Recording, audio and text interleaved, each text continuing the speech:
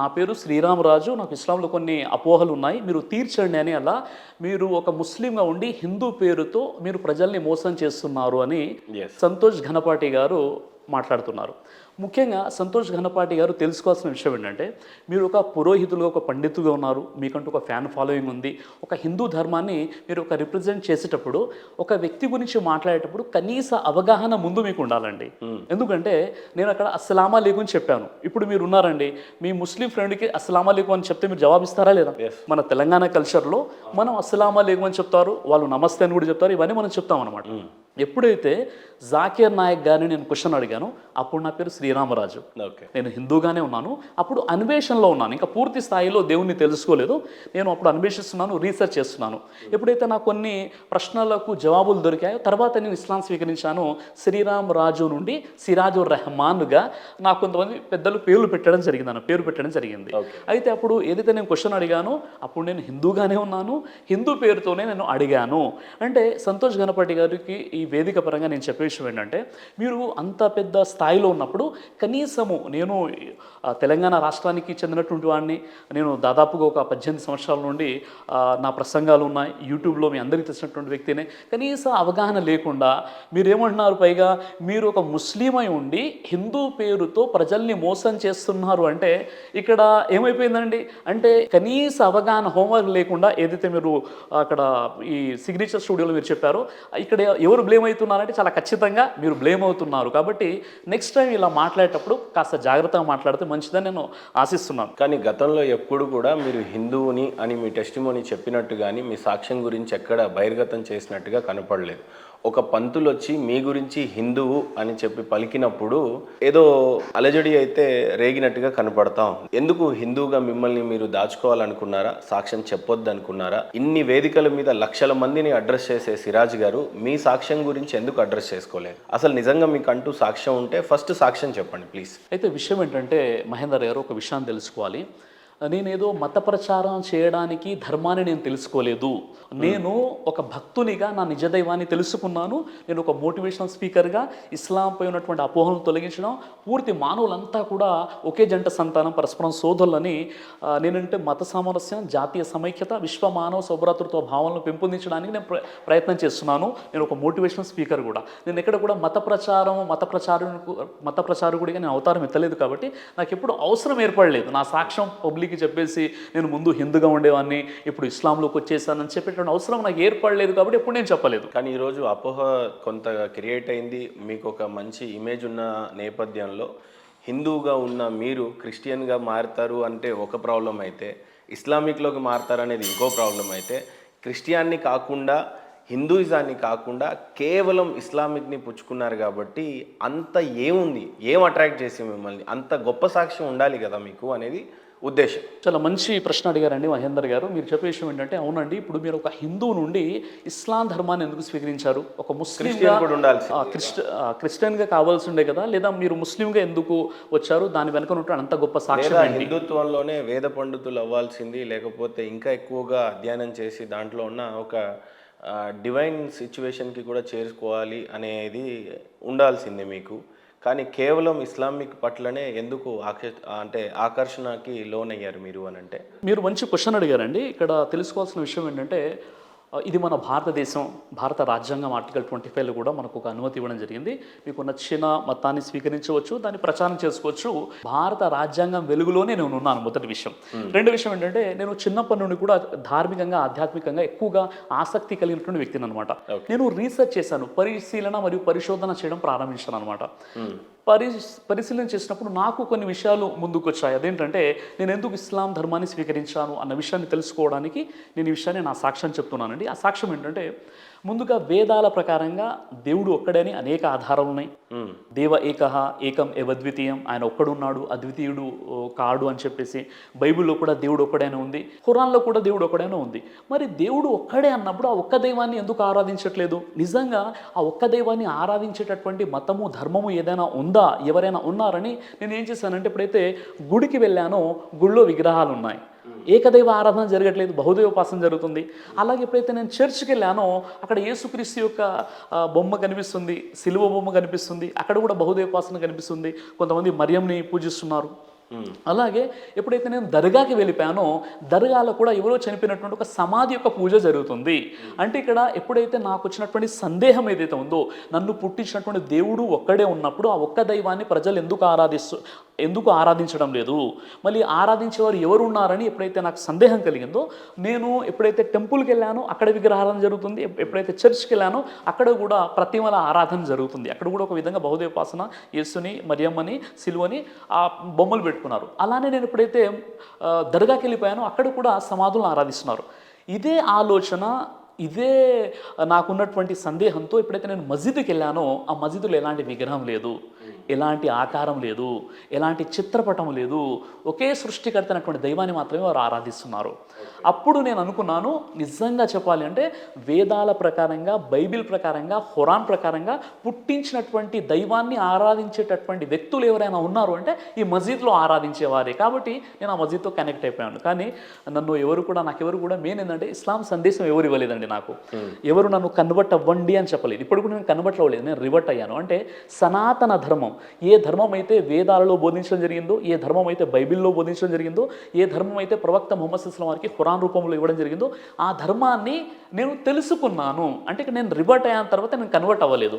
మరో విషయం ఏంటంటే ముస్లిం చాలామంది ఫ్రెండ్స్ ఉన్నారు, కానీ ఏ ముస్లిం నాకు ఇస్లాం గురించి చెప్పలేదు, ఏ మస్జిద్ వాళ్ళు కూడా నాకు ఇస్లాం గురించి చెప్పలేదు, ఎవరు కూడా నన్ను కన్వర్ట్ అవ్వండి అని చెప్పలేదు. స్వచ్ఛందంగా నాలో వచ్చినటువంటి కొన్ని ప్రశ్నలకు జవాబుగా నేను ఇస్లాం ధర్మానికి ఆకర్షిత అవ్వడం జరిగిందనమాట. సో ప్రధానంగా చెప్పడానికి సాక్ష్యం ఏముంది అని అంటే, మీ దగ్గర వేదాలలో చెప్పినటువంటి దేవుడు ఒక్కడే ఉన్నాడని చెప్పాడు, బైబిల్లో కూడా అదే చెప్పారు, ఖురాన్లో అదే చెప్పారు. కాకపోతే అక్కడ విగ్రహారాధన జరుగుతుంది, ఇక్కడ ఫోటోలు, సిలువలు ఉన్నాయి, ఇక్కడ దేవుడు అనేవాడు నాకు కనిపించలేదు మసీద్లో. కరెక్ట్గా ఏ రకంగా అయితే నేను అనుకున్నానో దేవుడిని అదే రకంగా ఆరాధన జరుగుతుంది, కాబట్టి నేను మతం మారాను అని అంటున్నారు. అంతేగాని లేఖనాలలో కానీ ఏదైనా అధ్యయనాల్లో కానీ ఎక్కడైనా మిమ్మల్ని బాగా అట్రాక్ట్ చేసి మీ సాక్ష్యాన్ని చాలా ప్రాపర్గా లాంచ్ చేయాలి అని అంటే మీరేం చెప్తారు? సరే, ఇప్పుడు నేను మళ్ళీ అదే చెప్తున్నాను, నేను ఇక్కడ మత మార్పిడి చేసుకోలేదు. నేను సనాతన ధర్మంలోనే ఉన్నాను. ఏ ధర్మం అయితే వేదాల ప్రకారంగా, ఏ ధర్మం అయితే బైబిల్ ప్రకారంగా, ఏ ధర్మం అయితే ఖురాన్ ప్రకారంగా, అంటే ఏ దేవుడైతే ఆది నుండి కూడా ప్రవక్తలకు ఇస్తున్నటువంటి ధర్మం ఉందో ఆ ధర్మాన్ని నేను తెలుసుకున్నాను. అంటే నేను రివర్ట్ అయ్యాను తప్ప నేను కన్వర్ట్ అవ్వలేదు. సో మీ సాక్ష్యం కేవలం విగ్రహారాలను చూశాను, ఇక్కడ చూడలేదు అనేదే సాక్ష్యమా? కరెక్ట్గా ఏమైనా మర్చిపోతున్నారా? ఒకసారి క్రాస్ చెక్ చేసుకోండి. సరే, ఇప్పుడు ఇస్లాం ధర్మాన్ని మీరు ఎందుకు యాక్సెప్ట్ చేస్తారంటే 1,00,000 కారణాలు ఉండవచ్చు. అందులో ప్రధానమైనటువంటి ఒక కారణం చెప్పాను. ఇస్లాం ధర్మంలో ముఖ్యంగా నేను ప్రారంభంలో నేను చూసిన విషయం ఏంటంటే, ఇక్కడ ఇస్లాం ధర్మంలో రాజు అయినా, రైతు అయినా, ధనవంతుడైనా, పేదవాడైనా ఒకే వరుసలో నిలబడి నమాజ్ చదువుతాడు. ఎలాంటి తారతమ్యాలు ఉండవు. అదేవిధంగా ఒకే కంచంలో అందరూ కూర్చొని భోజనం చేస్తారు. మస్జిద్లో నమాజ్ చదివేటప్పుడు అందరూ కూడా భుజానికి భుజం, పాదానికి పాదం కలిపి మస్జిద్లో నిలబడి నమాజ్ చదువుకుంటారు. అక్కడ కూడా ఎలాంటి వ్యత్యాసం అనేది మీకు కనబడదు. ఎలాంటి కులాలు, ఎలాంటి అక్కడ తారతమ్యాలు, విభేదాలు, భేదాలు అనేవి ఇస్లాంలో ఎక్కడ కూడా కనిపించవు అనమాట. అందరూ మానవులంతా సమానమే. తర్వాత నమాజ్ చేసేటువంటి విధానం ఏదైతే ఉందో చాలా అద్భుతమైనటువంటి విధానం. మనల్ని పుట్టించినటువంటి దైవాన్ని రోజుకు 5 పూటల ఆరాధించేటటువంటి విధానం, ఇవన్నీ కూడా చాలా అద్భుతమైనటువంటి విధానాలు ఇక్కడ మనకు ఇస్లాం ధర్మంలో కనిపిస్తున్నాయి. శ్రీరామరాజు అని మీ ఒరిజినల్ పేరు, ఇప్పుడు సిరాజ్గా మారారు అని అనుకుందాం. మీ అమ్మ నాన్నల పేరు ఏంటప్పుడు? సార్, మా నాన్న పేరు శ్రీరామాంజనేయులు, మా అమ్మ పేరు చంద్రకళ. వాళ్ళు ఇప్పుడు కూడా దాన్ని ఫాలో అవుతున్నారు. నేను తెలుసుకున్నటువంటి ధర్మాన్ని నేను ఫాలో అవుతున్నాను. కాబట్టి ఇప్పుడు నా ఫ్రెండ్స్ ఎవరైతే ఉన్నారో, మా మదర్ ఎవరైతే ఉన్నారో అందరు కూడా నన్ను రాజు అని పిలుస్తారు. నేను పలుకుతాను. సరే, బాహ్య ప్రపంచానికి ఏమున్నా మీ ప్రొఫెషనల్ ప్రపంచానికి వచ్చేసరికి మీకంటూ కొన్ని ఐడి ప్రూఫ్లు కేటాయించబడతాయి. సో మీరు ఏ మతాన్ని సూచిస్తూ మీ సర్టిఫికెట్స్ని తయారు చేసుకున్నారు?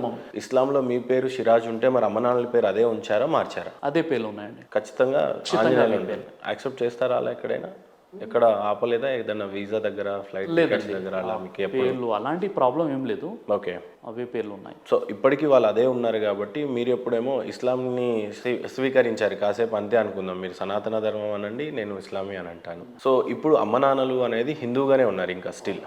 సో వాళ్ళు నరకానికి వెళ్తారు కదండి. మరి వాళ్ళు ఏకదైవ ఆరాధన అంటే ఇప్పుడు మా మదర్ అయినా ఫాదర్ అయినా ఏకదైవ ఆరాధన, పుట్టించినటువంటి దైవాన్ని వాళ్ళు ఆరాధిస్తున్నారు. ఏకదైవ ఆరాధన చేస్తున్నారు వాళ్ళు. అంటే ఇంకా మీ అమ్మ నాన్నలు మీ దృష్టిలో విగ్రహారాధన చేస్తున్నారు, కానీ మీ దృష్టిలో వాళ్ళు ఖచ్చితంగా నరకానికి వెళ్తారు అని తెలిసి కూడా మీరు ఏ రకంగా మనోవేదన ఉంటుంది కదా, కంపల్సరీ నా తల్లిదండ్రులు పోతారు. ఇక్కడ మహమ్మద్ ప్రవక్త పీస్ ఆఫ్ ఆన్ హిమ్ ఈయనని నమ్మకపోతే ఖచ్చితంగా నరకానికి వెళ్తారు అనేది రాస్తుంది ఖురాన్లో. మీరు ఈయన ద్వారానే ఉంటుంది అనేది కూడా కొన్నిసార్లు ఉంటుంది. ఖురాన్లో మొహమ్మద్ ప్రవక్త వారిని నమ్మితేనే స్వర్గానికి వెళ్తారు లేదంటే నరకానికి వెళ్తారు అంటే ఖురాన్లో ఎక్కడ ఉంది? నేను ఇంకోసారి రిపీట్ చేస్తున్నా, ఖురాన్లో మొహమ్మద్ ప్రవక్తని ఈయనని తెలుసుకొని ఈయన ద్వారా స్వర్గానికి గేట్ దగ్గర అనుమతి ఉంటుంది ఉండదు, అది కూడా లేదు. లేదు, రెండు లేవు. మీరు చెప్పిన రెండు. నేను మళ్ళీ ఇంకోసారి అడుగుతున్నాను సార్, మీరు 10 సార్లు అడిగినా లేవు. మొహమ్మద్ ప్రవక్త గారిని నమ్మి ఆయనను తెలుసుకొని ఆయన చెప్పినటువంటి బోధలను తెలుసుకొని అక్కడ గేట్ ఉంటుంది కదా, స్వర్గం యొక్క గేటు నరకం యొక్క గేట్ దగ్గర ఈయనను నమ్మి ఈయనను తెలుసుకుంటే కానీ నరకానికి కానీ స్వర్గానికి కానీ అలా లేదండి. అలా ఏం లేదు. ఖురాన్ లేదు అలా. ఓకే, ఏం చేస్తే స్వర్గ నరకాలకి దారులు ఉన్నాయని ఖురాన్ చెప్తా ఉంది? ఖురాన్లో సూరే బహరా సూర నంబర్ 2 ఆయత్ నంబర్ 62లో చాలా స్పష్టంగా ఉంది. ఏమని రాసు? ఎవరైతే అల్లాను అంతిమ దినాన్ని విశ్వసించి మంచి పనులు చేస్తారో వారికి భయము కానీ విషాదం కానీ కలిగేటటువంటి అవకాశాలు లేవు, వారు స్వర్గానికి వెళ్తారు. చాలా స్పష్టంగా ఉంది. అంటే అల్లా అన్నది అరబీ పదం అండి. అల్లా అన్న పదాన్ని మనం తెలుగులో చెప్పాలంటే దేవుడు. ఎవరైతే దేవుణ్ణి జడ్జ్మెంట్ డేని నమ్ముతారో మంచి పనులు చేస్తారో వారు స్వర్గానికి వెళ్ళిపోతారు. సార్ అసలు నాకు ఒక డౌట్ ఏంటంటే, దేవుడు ఉన్నాడు కరెక్ట్, ఒకరే దేవుడు ఉండాలి అనేది మీ సిద్ధాంతం. ఆ దేవుడి పేరు ఏంటి సార్? దేవుడు పేరు ఏంటంటే అరబ్బీలో అల్లా అంటారండి. ఓకే, ఇప్పుడు ఉదాహరణకి నేను అంటున్నాను, మీరు అన్నారు దేవుణ్ణి నమ్ముకోండి అని మిమ్మల్ని అన్నాను అనుకోండి, మీరు ఏమంటారు? వెంటనే ఏమంటారు? దేవుని నమ్ముకోండి అంటే ఏమంటారు? ఏ దేవుడిని నమ్ముకోవాలి అని అంటారు. దేవుడు అన్న పదమే సరైనదైతే ఏ దేవుడు అన్న ఆలోచన మీకు ఎందుకు వస్తుంది? అవునా కదా? దేవుడు అంటే గాడ్, గాడ్స్, గాడెస్, అవునా కదండి? తర్వాత మీరు ముందు గాడ్ ఫాదర్, గాడ్ మదర్, ఇలా ఏంటంటే బహువచనము ఏకవచనం నుండి అది ఏంటంటే మళ్ళీ బహువచనము స్త్రీలింగము, ఇలా మొత్తం మార్పు చెరుపులో గురైపోయింది. అదేవిధంగా మీరు అల్లా అన్న పదం ఎక్కడైతే చెప్తారో అల్లాలు అన్న పదం ఉండదు అక్కడ. అంటే అల్లా అంటే సృష్టికర్త అండి. అల్లా అంటే అల్లా అంటే అరబిక్ లో దేవుడిని అల్లా అని అంటారు అరబిక్ లో. తెలుగులో ఏమనాలి మరి అప్పుడు? అల్లాని దేవుడు అనాలి అంతే. దేవుడు సృష్టికర్త. అప్పుడు దేవుడికి పేరు అనేది ఏం లేదా? లేదండి, ఆరాధనకు అర్హుడు. అరబ్బుల్లో వాళ్ళు అల్లా, అరబ్బులో అంటే అరబ్బు దేశంలో ఖురాన్ అవతరించింది. అల్లా అనే పదానికి అర్థము ఆరాధనకి అర్హుడు. ఆరాధనకు అర్హుడు అంటే ఆయన ఒక దేవుడు, మనం ఆరాధిస్తే ఆరాధనకి ఆయన అర్హుడుగా ఉన్నాడు. సో మనం అరబిక్ లో అల్లా అని అంటున్నాం, తెలుగులో దేవుడు అంటే సరిపోతుంది. సర్వేశ్వరుడు, ఈశ్వరుడు, అల్లా ఇలా ఏం చెప్పడానికి లేదు. సర్వేశ్వరుడు అంటే సర్వనియామకుడు. అదే విధంగా అల్లా అంటే సర్వేశ్వరుడు అని అంటే ఎవరు మీ దృష్టిలో? సర్వానికి ఈశ్వరుడు అనేది నా ఉద్దేశం. అవునండి. మీ ఉద్దేశంలో ఏంటి? సర్వేశ్వరుడు అంతే అనమాట. మీరు చెప్పిన విషయమే. సర్వేశ్వరుడు అంటే సమస్త నియామకుడు, ఈశ్వర్ అంటే నియామకుడు, సమస్త నియామకుడు. అల్ బారీ అంటారు అరబీలో, సమస్త నియామకుడు. ఓకే, ఇప్పుడు దైవానికి ఖురాన్ ప్రకారంగా 99 పేర్లు ఉన్నాయి. ఇప్పుడు హిందూ మతంలో కూడా చాలా పేర్లు ఉన్నాయి దైవానికి సంబంధించి, అందులో ఒక పేరు అనమాట. కాబట్టి మనం ఓవరాల్గా మనం ఇక్కడ తెలుసుకోవాల్సిన విషయం ఏంటంటే, ఇక్కడ అల్లా అనగానే మీరు అపోహ గురైపోతున్నారు. అల్లా అంటే అరబ్బుల దేవుడు, అల్లా అంటే ముస్లింల దేవుడు. నేను చెప్పే విషయం ఏంటంటే అల్లా అంటే మనందరికీ. మరి మీరెందుకు ఇండియాలో ఉన్నప్పుడు దేవుడు అని పలకకుండా ప్రతిసారి అల్లా అని పలుకుతున్నారు? అరబిక్ వాళ్ళు అరబిక్ లో అల్లా అని పలుకుతున్నప్పుడు చాలా అందంగా ఉంది కదా. మీరు తెలుగులో చెప్తున్నప్పుడు దేవుడిని నమ్మండి అనాలి కానీ అల్లాని నమ్మండి అని ఎందుకు అంటున్నారు? అరబిక్ నే ఎందుకు పలుకుతున్నారు? ప్రవచనాలు మొత్తం తెలుగులో చెప్తూ చివరికి దేవుడి పేరుకి రాగానే అల్లా అని ఎందుకు చెప్తున్నారు? దేవుడే అనొచ్చు కదా, ఈశ్వరుడే అనొచ్చు కదా. ఇప్పుడు మీరు ఈశ్వరుడిని నమ్మండి అని మీరు అనొచ్చు కదా, ఇదే ప్రవచించాలి కదా. కరెక్ట్ చెప్పారు మీరు. ఇక్కడ ముస్లిం ధార్మిక పండితులు, ముస్లిం ఉలమాలు, ముస్లిం స్పీకర్ చేసే పెద్ద పొరపాటు ఏంటంటే, ఒకప్పుడు అలాంటి పొరపాట్లు మేము కూడా చేశాము. ఆ విషయం ఏంటంటే, అల్లా అనేటటువంటి పదం ఎక్కడైతే వచ్చిందో అక్కడ దేవుడు, ఆరాధనకు అర్హుడు అని చెప్పాలి. అదే సంస్కృతంలో ట్రాన్స్లేషన్ చేస్తే మనకు సర్వేశ్వరుడు, సమస్త నియామకుడు అయిపోతాడు. కాబట్టి ఇక్కడ భాషాపరమైన వ్యత్యాసంతోనే మీ దేవుడు మా దేవుడు వేరు వేరైన ఆలోచనలు వస్తున్నాయి. కాబట్టి ఈ భాషాపరమైన వ్యత్యాసాన్ని మనం దూరం చేయాలి. దూరం చేసి అల్లా అంటే దేవుడు అంతే. అంటే ఇప్పుడు మీరు ఏదైతే డయాస్ మీద చెప్తున్నారో నిజ దేవుడు అల్లాని నమ్మండి అని అనకుండా నిజ దేవుడు ఈశ్వరుడే ఆయనని నమ్మండి అనే ప్రవచిస్తారా? ఖచ్చితంగా ఖచ్చితంగా ఖచ్చితంగా చెప్తాను. ఎంత నియమాలతో ఉంటారు ఈ పదం మీద? అయ్యో, అసలు నేను అదే అంటున్నాను కదండి. ఇప్పుడు నేను చాలా చిన్న వయసు నుండే ఈ ధార్మికతలో, ఆధ్యాత్మికతలో నేను ఉన్నాను. నేను ప్రతిరోజు కూడా నేను ఒక స్టూడెంట్నే అనమాట, ఒక విద్యార్థిని. ఎందుకంటే ప్రతిరోజు చదువుకుంటున్నాను, ప్రతిరోజు నేర్చుకుంటున్నాను, గురువుల ద్వారా వింటున్నాను, ప్రసంగాలు వింటున్నాను, స్వతహాగా నేను అన్ని గ్రంథాలు చదువుతున్నాను, రోజు నేను అప్డేట్ అవుతున్నాను. ఒకప్పుడు చెప్పాను నేను అల్లాయే అనాలని. అని వాస్తవంగా చెప్పాలంటే అల్లా అంటే ఎవరండి? దేవుడు. అక్కడ అరబీ భాష తెలుగులో ట్రాన్స్లేట్ చేస్తే సృష్టికర్త, ఆరాధనకు అర్హుడు, సర్వేశ్వరుడు.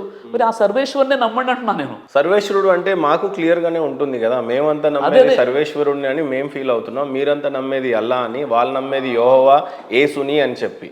ఈ కన్ఫ్యూజన్ కి మీరేం చెప్తారు? ఇప్పుడు ఇన్ని రోజులు జరిగినటువంటి పెద్ద కన్ఫ్యూజన్, ఇన్ని రోజులు జరిగినటువంటి పెద్ద పొరపాటు ఏంటంటే, మీరేమంటున్నారంటే సార్ నేను మంచినీళ్ళు తాగుతాను కానీ పానీ తాగని అంటున్నారు. నేనేమన్నానంటే సార్ నాకు మంచినీళ్ళు వద్దండి, నాకు పానీ కావాలంటున్నాం. మనం ఇద్దరం ఏంటంటే అసలు మంచినీళ్ళు అంటే ఏంటి, పానీ అంటే ఏంటి అని పక్క పక్కన పెట్టుకుంటే రెండు ఒకటే అనే విషయం తెలిసింది. అప్పుడు మనం డిసైడ్ అయిపోయాము, ఇక నేను పానీ మంచినీళ్ళు అన్న భేదాన్ని పక్కన పెట్టేసి అదేంటో దాన్ని చూద్దాం అనుకున్నాం.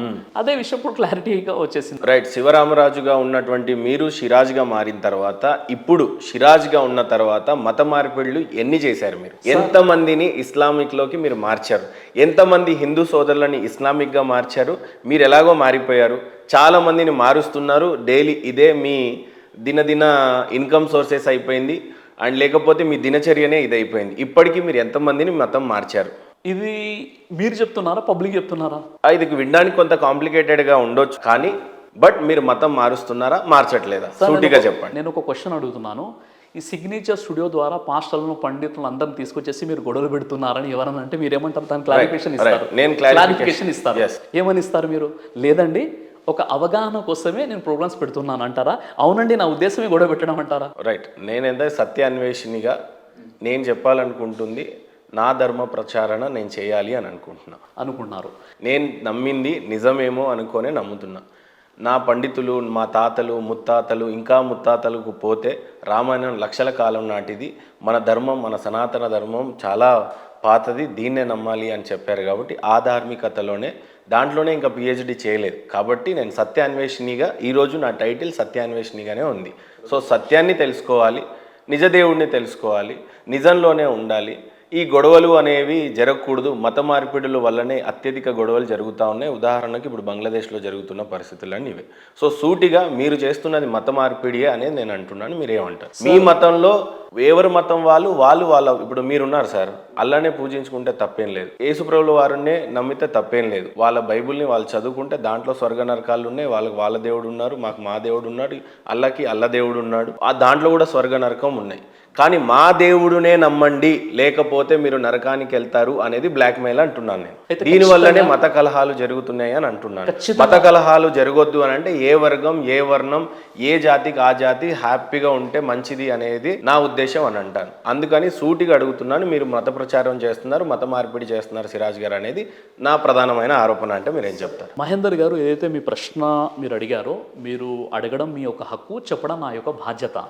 విషయం ఏంటంటే, ఒకవేళ మత మార్పిడి అనేటటువంటి కాన్సెప్ట్ ఏదైతే ఉందో అది ఉన్నట్లయితే నేను శ్రీరామరాజు తర్వాత సిరాజు రహమాన్ అని నేనే 100 వీడియోస్ చేసేవాడిని. నేను ముందు చేశానంటే చేయలేదు, మొదటి విషయం. నేను ఒక అన్వేషణ చేసిన తర్వాత, అన్ని గ్రంథాల పరిశీలన మరియు పరిశోధన చేసిన తర్వాత, ఒకే ఒక సృష్టికర్త ఉన్నాడు, ఆ ఒక్క దైవాన్నే ఆరాధించాలన్న ఆలోచనతో నేను ఈ ధర్మాన్ని ఫాలో అవుతున్నాను. ఇది మొదటి విషయం. ఇది నా వ్యక్తిగతానికి సంబంధించిన విషయం, నేను ఫాలో అవుతున్నాను. ఇక మత మార్పిడి అన్న విషయానికి ఇస్లామే మనకు అనుమతించదు. ఖురాన్లో 2వ అధ్యాయం 256లో ఏముందంటే, లా ఇక్రాహ ఫిద్దీన్, ధర్మం విషయంలో ఎలాంటి బలవంతం కానీ బలత్కారం కానీ ఏదీ లేదు అని ఉంది. ఇక్కడే ఉంటే నేను మీకు ఒక వచనం చెప్తాను, దాన్ని మీరు చదివి చెప్పండి. ఎందుకంటే నేను మీ అంత ఇది కాదు, దీని మీదనే అన్వేషణ కాబట్టి. ఇప్పుడు ఈ మీరు అడిగిన క్వశ్చన్ కంప్లీట్ అయిపోతే మళ్ళీ మీరు అడగవచ్చు. డన్. మళ్ళీ ఇది అక్కడికి కట్ అవుతుందేమో అని నా ఉద్దేశం సార్, అంతే, ఇంకేం లేదు.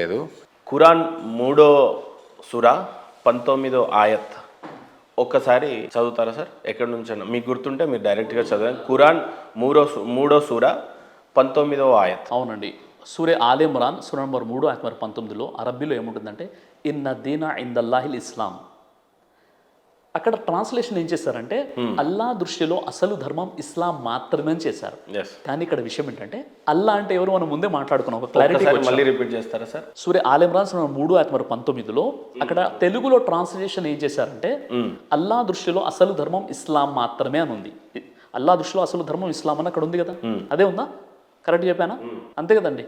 ఇస్లాం తప్ప, లేదంటే ఓన్లీ అల్లా తప్ప వేరొక దేవుడు లేడు, వేరొక మతం లేదు, అలా లేదు అక్కడ. రైట్, మీరు చెప్పండి. అక్కడ అరబ్బీలో ఏముందంటే, ఇన్న దీన ఇందల్లాహిల్ ఇస్లాం.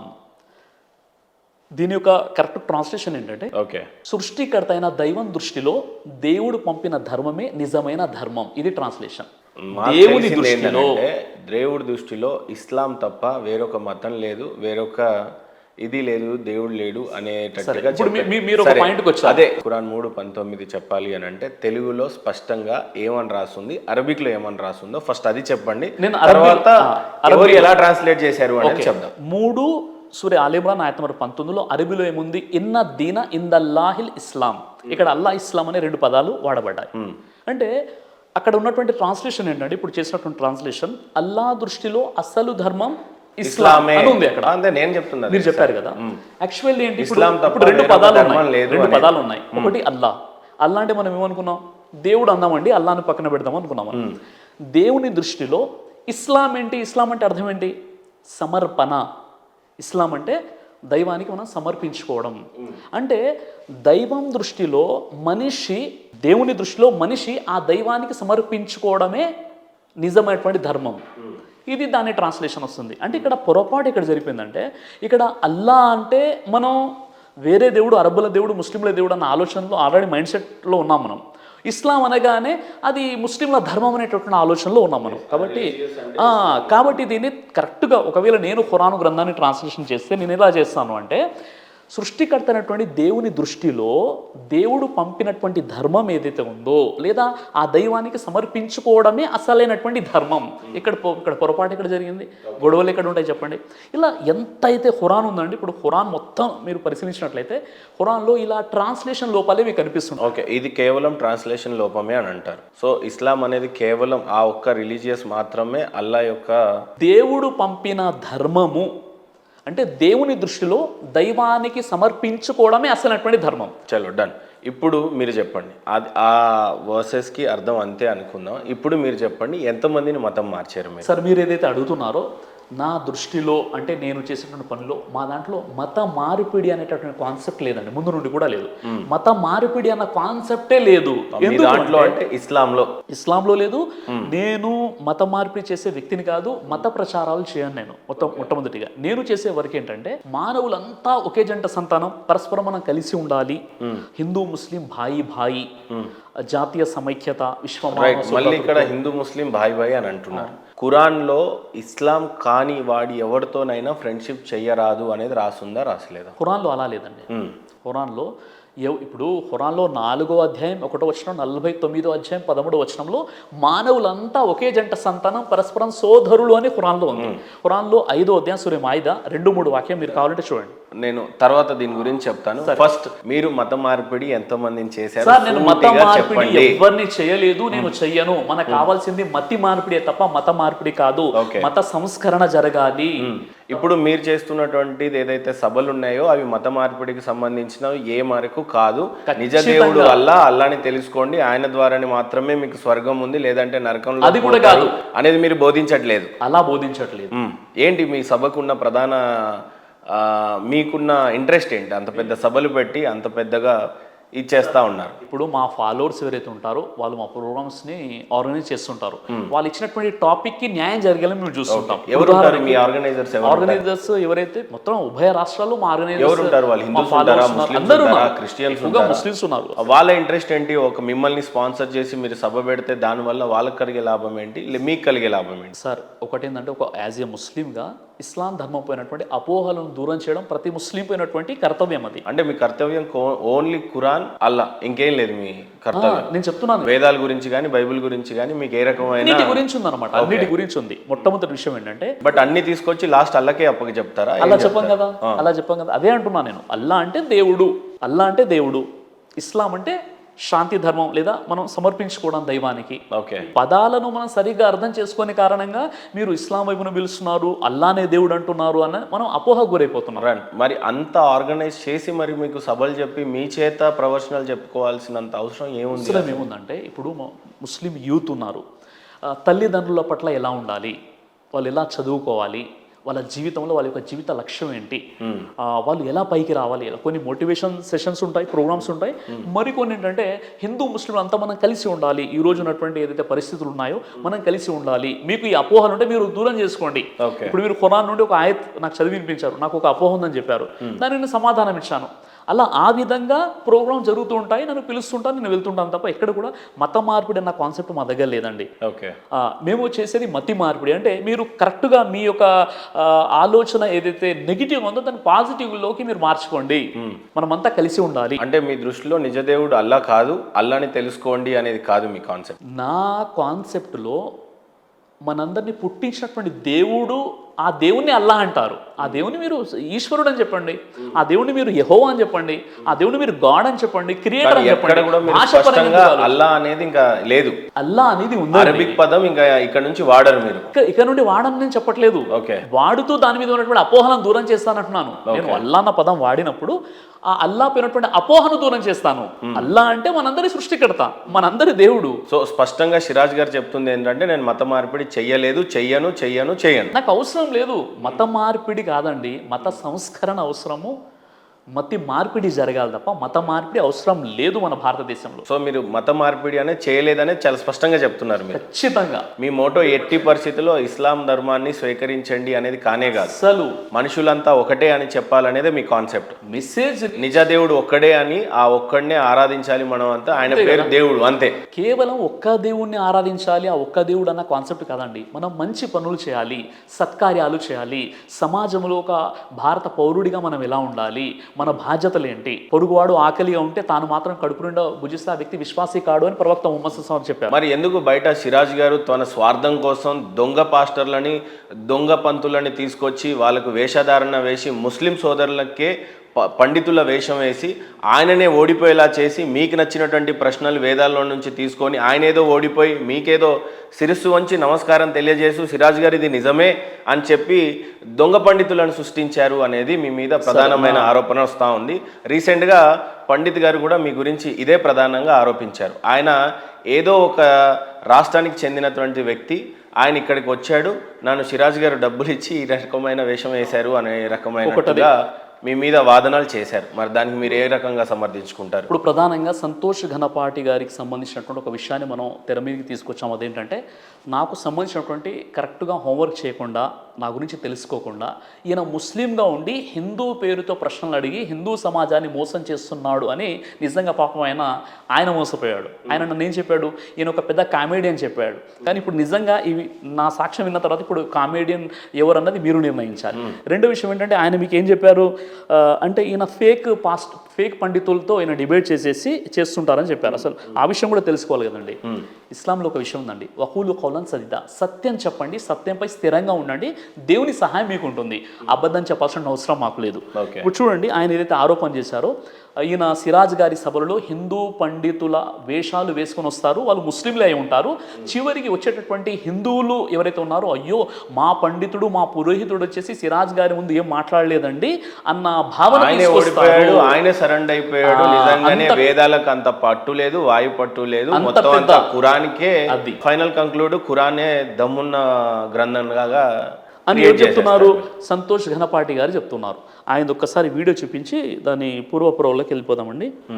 అంటే మీరు సూటిగా చెప్పేది ఏంటంటే సిరాజ్ గారి దానికి ఏదైతే వెళ్ళారో పురోహితుడు ఒరిజినల్ గా కాదు, మనకి ఒక రహస్యం ఉంది.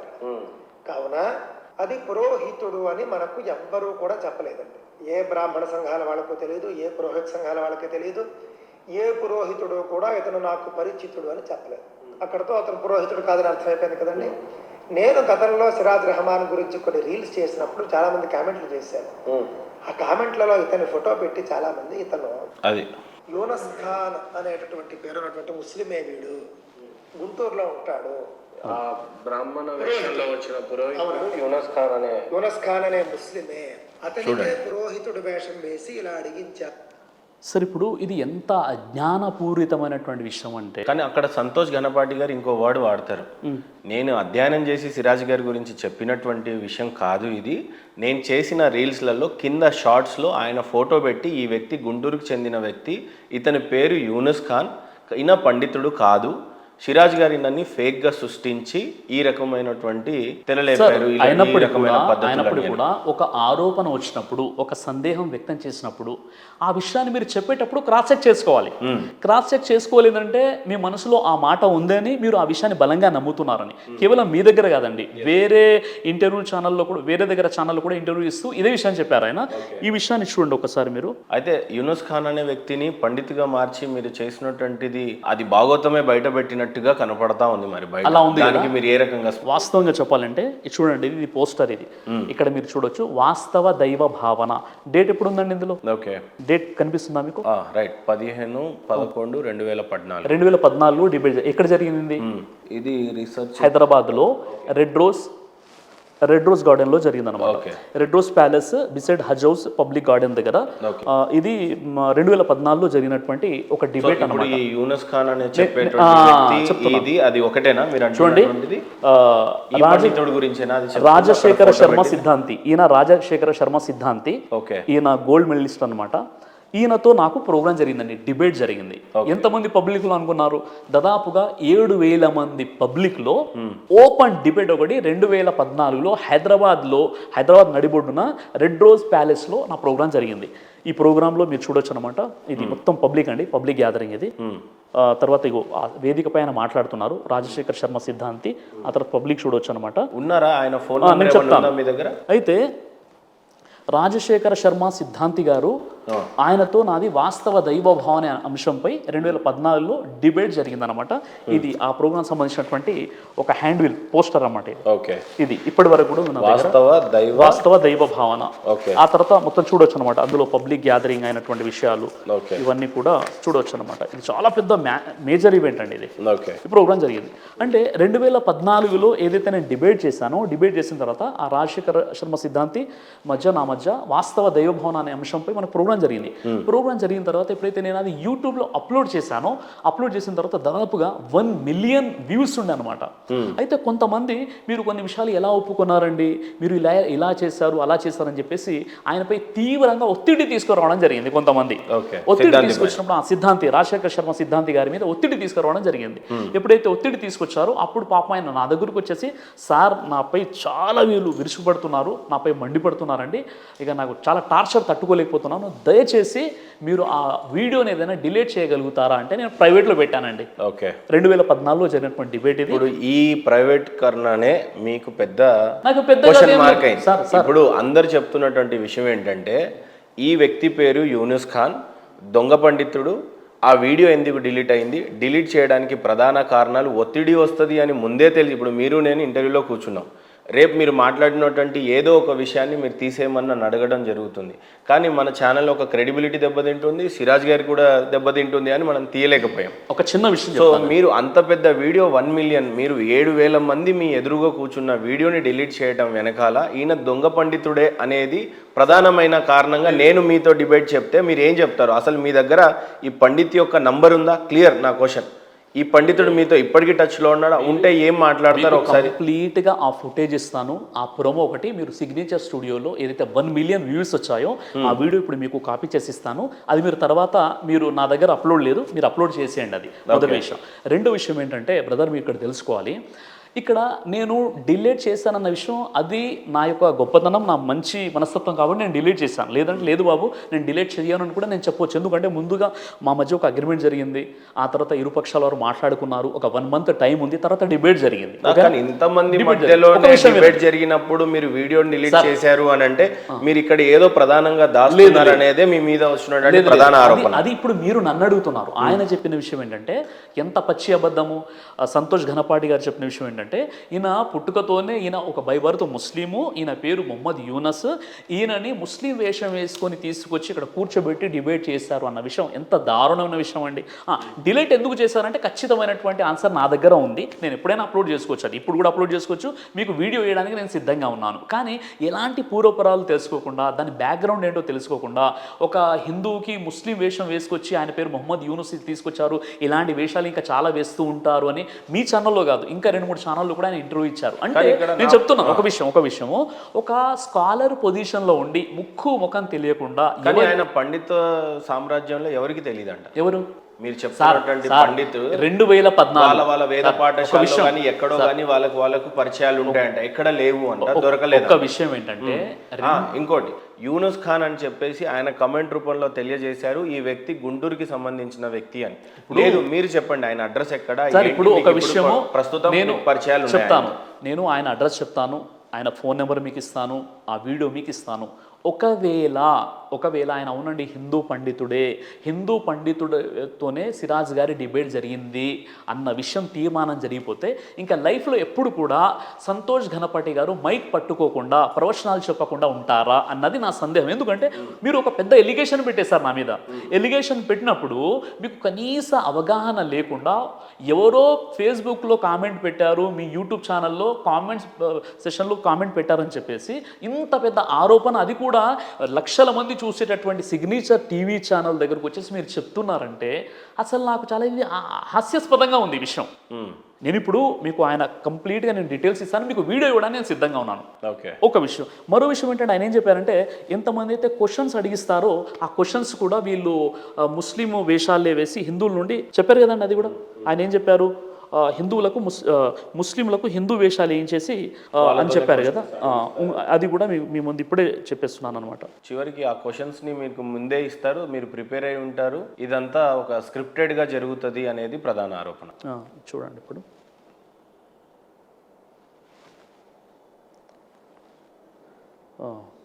ఇది చూడండి బ్రదర్, ఇక్కడ ఇది ప్రోగ్రామ్ ఎప్పుడు జరిగిందని డేట్ చూడండి. ఓకే 2014 2014లో ఈ ప్రోగ్రామ్ జరిగింది. ఇది కరీంనగర్లో జరిగింది. మహాప్రవక్త మొహమ్మద్ సల్లాం టాపిక్ అనమాట. ఇది 10,000 మంది గ్యాదరింగ్లో జరిగిన ప్రోగ్రామ్ ఇది. ఈ ప్రోగ్రామ్ యొక్క పబ్లిక్ చూడండి. ఇక్కడ ఏమన్నాడు ఈయన స్వామీజీ, అంటే స్వామీజీ వేషం వేసుకొని ఉన్నారు. ఓకేనా, ఇది పబ్లిక్ చెప్తాను. ఈ పబ్లిక్ ఇది చూడండి, ఒక విషయం ఇది చూడండి. ఈయన ఎవరో నాకు తెలియదండి, జమ్మికుంట నుండి వచ్చాడు. ఈయన వచ్చేసి మా ప్రోగ్రామ్ ఎలా ఉంటుందంటే ప్రోగ్రామ్ టైంకి మేము వెళ్తాము, మిగతా మా ఆర్గనైజర్స్ మొత్తం కూడా చూసుకుంటారు ప్రోగ్రామ్. ఆ స్టేజ్ మీద కనీసం ఈయన నేను కలవలేదు, అంటే కిందికి వచ్చి నేను కలవలేదు. ఈయన పబ్లిక్లో నుండి ఒక క్వశ్చన్ వేశారు నాకు. క్వశ్చన్ వేసి నాకు ఉన్నటువంటి జ్ఞానంలో నేను సమాధానం చెప్పాను. ఆ తర్వాత వేదికపై వచ్చేసి ఆయన ఖురాన్ తీసుకోవడం జరిగింది. ఆయన మీ వేదికపైకి పిలిచాము, అంతవరకే తప్ప ఆయన ఎవరో నాకు తెలియదు. ఈ వ్యక్తిని, హిందూగా ఉన్నటువంటి వ్యక్తిని ముస్లింగా వేషం వేసి మీరు తీసుకొచ్చారు అన్న ఆరోపణ ఏదైతే ఉందో, ఇప్పుడు ఈ వ్యక్తికి సంబంధించి ఇక్కడ పక్కన ఉన్నారు కదా, ఈయన పక్కన ఉన్నటువంటి వ్యక్తి పేరు జమీలో ఏదో ఉందండి, వీళ్ళ ఇంటి దగ్గర ఉంటారు జమ్మికుంటలో ఆయన. ఇప్పుడు ఈ వ్యక్తి ఒక అడ్రస్ ఉంది, ఇప్పుడు కూడా ఆయన హిందూగా ఉన్నాడు, ఎప్పుడు కూడా అదే వేషధారణలో ఇలా ఉంటాడు ఆయన ఎవరో మాకు తెలియదు. ఈ విషయం చూపించి సంతోష్ ఘనపాటి గారు అంటే ఒక ముస్లింకి హిందూ వేషం వేయించేసి సిరాజుర్ రహమాన్ సభలో ఆయన ఇలా క్వశ్చన్ అడిగిస్తాడు అని చెప్పడం ఎంత అజ్ఞానం, ఎంత అవివేకంతో కూడుకున్న విషయం. ఇప్పుడు యూట్యూబ్లో కూడా ఉందన్నమాట ఇది. అంటే ఇలాంటి ఆరోపణలు చాలా చీప్ ట్రిక్స్ అనమాట ఇవి, దాని తప్ప ఇంకా మరో విషయం ఏం లేదండి. దీనికి సంబంధించి ఏంటంటే ఇలా ఎంతమంది అయితే మా ప్రోగ్రామ్స్లో వస్తారో, కొంతమంది అయ్యప్ప మాల ధరించి క్వశ్చన్ అడుగుతారు, దుర్గామాత మాల ధరించి క్వశ్చన్ అడుగుతారు, కొందరు పండితుల వేషంలో వచ్చేసి మమ్మల్ని క్వశ్చన్ అడుగుతారు. ఎవరు క్వశ్చన్ అడిగినా ఓపెన్ Q&A సెషన్ ఉంటుందన్నమాట. మీరు కూడా అదే వేషం అంటున్నారు ఇప్పుడు. వాళ్ళు ఏ వేషంలోనైతే వస్తారో, అంటే వాళ్ళు అయ్యప్పలు ఉంటే అయ్యప్పలు, అంటే ఎవరైతే ఆ ప్రోగ్రామ్స్కి వస్తారో వాళ్ళు మమ్మల్ని క్వశ్చన్స్ అడుగుతారు తప్ప అది వీళ్ళు ప్రిపేర్ చేసి. ప్రధానంగా ఈ డిబేట్లో ఏదైతే వీడియో డిలీట్ అయిందో సిరాజ్ గారు, ఆ డిబేట్లో కూర్చున్నటువంటి పండిత్ గారు మీతో టచ్లో ఉంటే ఏమన్నా ఫోన్ మాట్లాడగలుగుతారా? ఇప్పుడు సిగ్నేచర్ స్టూడియోస్ వేదికగా ఇప్పుడు లేదండి, నేను ఫోన్ మాట్లాడగలరా? ఆయన దగ్గర ఆయన నెంబర్ మీకు ఇస్తాను, మీరు మాట్లాడుకుందరు. కానీ ఆయన ఇప్పుడే మాట్లాడడానికి సార్ మొత్తం వీడియో అది ప్రైవేట్ లో ఉంది, డిలీట్ చేయలేదు. ఒక విషయం వినండి, నిజంగా మీకు టచ్ లో ఉంటే మాట్లాడడానికి ఎందుకు? ఈ వీడియో కొన్ని వేల మంది దగ్గర ఉంది. మా ప్రాబ్లం వీడియో కూడా కాదు సార్. ఇప్పుడు ఆ పండితుడు నంబర్ ఉంటే మాట్లాడడానికి ఏముంది? మహేంద్ర ప్రశ్న అడిగాడు లైవ్ లో, నన్ను ఈ పండితుడు సంతోష్ ఘనపాటి గారు ప్రధానమైన ఆరోపణ చేసింది ఏంటంటే ఆ వ్యక్తి ఒరిజినల్ కాదని. ఆ డిబేట్ లో కూర్చున్నటువంటి పండితుడు ఒరిజినల్ కాదని. ఇప్పుడు ఆ పండితుడికి ఒక ఫోన్ చేసేస్తే ఈ డిబేట్ అయిపోతుందేమో అని నా ఉద్దేశం. అది లేదు, ఇప్పుడు మీ దగ్గర మొత్తం కంప్లీట్ వీడియో ఉందండి. ఆ వీడియో మీరు ఇక్కడ వీడియో గురించి కూడా కాదు సిరాజ్ భాయ్, నాకు అర్థమైంది ఆ విషయం ఏంటి. ఆయన వస్తారు, మీ ఛానల్కి వస్తారు ఆయన. నేను చెప్తాను, మీ ఛానల్కి వచ్చిన తర్వాత మీరు ఆయనతో ఇంటర్వ్యూ తీసుకుందరు. కానీ మీరు ఇంటర్వ్యూ తీసుకోండి. ఇప్పుడు సార్ ఆ వీడియో డిలీట్ చేయలేదు, ప్రైవేట్లో ఉంది. కొన్ని వేల మంది ఆల్రెడీ ఆ వీడియో చూశారు. కొన్ని వేల మంది దగ్గర ఆ వీడియో క్యాసెట్స్ ఉన్నాయి. అది కొత్త విషయం ఏం కాదు. హైదరాబాద్ నడిబొడ్డున నాంపల్లిలో జరిగినటువంటి డిబేట్ అది, వాస్తవ దైవభావన అంశం అది. 7,000 మంది పబ్లిక్లో జరిగిన ప్రోగ్రామ్ అది. అలాంటి ప్రోగ్రామ్ గురించి పూర్వపురాలు తెలుసుకోకుండా ఆయన వేషాలు వేసి తీసుకొస్తారన్నది ఆయన అజ్ఞానంపైనే వదిలేస్తున్నాను. రైట్. ఇప్పుడు మీరు ఏదైతే ఇస్లాం మతాన్ని స్వీకరించారో ఆ టైంలో ఏ రకమైన, ఇప్పుడు చాలామంది బైబిల్ని అనుసరించిన వాళ్ళు ఎప్పుడైతే క్రిస్టియన్గా మారుతారో బాప్తిసం ఇచ్చి మారుస్తారు, అవును. లేదంటే కలిమని పట్టించి చేయిస్తారు అని అంటారు. మీరు ఏ రకంగా మారారు? మీ మతాన్ని స్వీకరించినప్పుడు ఇస్లాంని ఏ రకంగా మారారు? ఫార్మాలిటీస్ ఏం చేశారు మీరు? మారడం అంటే ఏముండదు సార్ ఇక్కడ. మారడం అంటే ఇప్పుడు మీరు నా వేషధారణ చూసి బహుశా ఇలా అడగవచ్చు అనమాట. ఇప్పుడు ఉదాహరణకి సంతోష్ ఘనపాటి గారికి తలలో ఒక పిలక ఉంటుంది, ఉంటుందా? ఆయన వస్త్రధారణ వేరుగా ఉంటుంది. అలా సాధారణ హిందువులంతా కూడా ఆ స్థితిలోనే ఉంటారా? ఉండరు కదా. ఇప్పుడు మీరు ఒక హిందూ, ఆయన ఒక హిందూ, మీ వేషాధారణ వేరు, ఆయన వేషాధారణ వేరు. ఆయన అంటే ఒక స్కాలర్ పొజిషన్లో ఉన్నాడు. ఇప్పుడు నేను సమాజంలో ఒక స్కాలర్ పొజిషన్లో ఉన్నాను కాబట్టి నేను క్యాప్ ధరిస్తాను, గడ్డం పెట్టుకుంటాను. కానీ ఎక్కడ కూడా ఇస్లాంలో మీరు గడ్డం ఉంటేనే స్వర్గంలోకి వెళ్తారు, క్యాప్ ధరిస్తేనే మీ నమాజ్ అంగీకరించబడుతుందని ఎక్కడ కూడా ఇస్లాం ధర్మంలో చెప్పడం జరగలేదు. కానీ మీరు స్వీకరించేటప్పుడు కొన్ని నియమాలు ఉంటాయి కదా, ఆ నియమాలు ఏంటి? ఆ నియమాలు ముఖ్యంగా ఏంటంటే, మెయిన్ మనకు కావాల్సింది అంతఃకరణ శుద్ధి. మనస వాచ కర్మేన మనము ఆ దైవాన్ని తెలుసుకోవాలి. అంటే ఈ సర్వానికి సృష్టికర్త అయినటువంటి దేవుడు ఒకడే ఉన్నాడు, ఆయన తప్ప మరొక ఆరాధ్య దైవం ఎవరు లేరు. మనం ఆయన్నే ఆరాధించాలి, మనం ఆయన్నే అర్చించుకోవాలి. ఏదైనా అడగాలన్నా చేయాలన్నా ఆ దైవంతోనే మీకు సంబంధం కలిగి ఉండాలన్నది ప్రధాన కాన్సెప్ట్. దీన్ని తౌహీద్ అంటారు. తర్వాత ఆయన ప్రవక్తలు, ముఖ్యంగా ఏంటంటే దేవుని నమ్మాలి, దైవ ప్రవక్తలు నమ్మాలి, ఆఖిరత్ అంటారు అంటే పరలోకం. ఈ 3 విషయాలు, వీటినే తౌహీద్, ఆఖిరత్, రిసాలత్ అని చెప్తారనమాట. ఈ 3 విషయాలు నమ్మడమే మీరు ధర్మాన్ని తెలుసుకున్నట్లు, అంతే అనమాట. దానికి పవిత్ర వచనం అని చెప్పేసి లా ఇలాహ ఇల్లల్లా అని చదివిస్తారు. ముహమ్మదు రసూల్ అంటారు. నేను సాక్ష్యం ఇస్తున్నాను సృష్టికర్త తప్ప మరొక ఆరాధ్య దైవం లేరు, మరియు నేను సాక్ష్యం ఇస్తున్నాను చివరి ప్రవక్త ముహమ్మద్ సల్లల్లాహు అలైహి వసల్లం.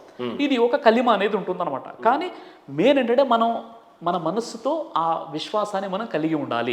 కొంత హిందూ సోదరుల్లో ఉన్నటువంటి భావజాలాలు ఏంటంటే, అంటే నాకు ఇస్లాం సోదరులు ఫ్రెండ్స్ ఉన్నారు కాబట్టి వీళ్ళు చెప్పేటువంటి అంటే సుంతి అనేది ఒక ప్రక్రియ ఉంటుంది, కింద కట్ చేస్తారు అనేది అని అంటారు బాయ్స్కి. అయితే మరి గర్ల్స్కి ఏం చేస్తారు సార్? అప్పుడు గర్ల్స్కి ఉండదండి. ఇప్పుడు సర్కంసెషన్, ఖత్నా, సున్నతి ఒడుగులు ఏదైతే అంటారో అవి మనకు ఫోర్ స్కిన్ ఏదైతే ఉంటుందో, అంటే పురుషులకు ఏదైతే అంగంపై ఎక్స్ట్రాగా ఉన్నటువంటి స్కిన్ని కత్తిరించడాన్నే సర్కంసెషన్ అని, ఖత్నా అని, సుంతి ఉడుగులని అంటారు అనమాట.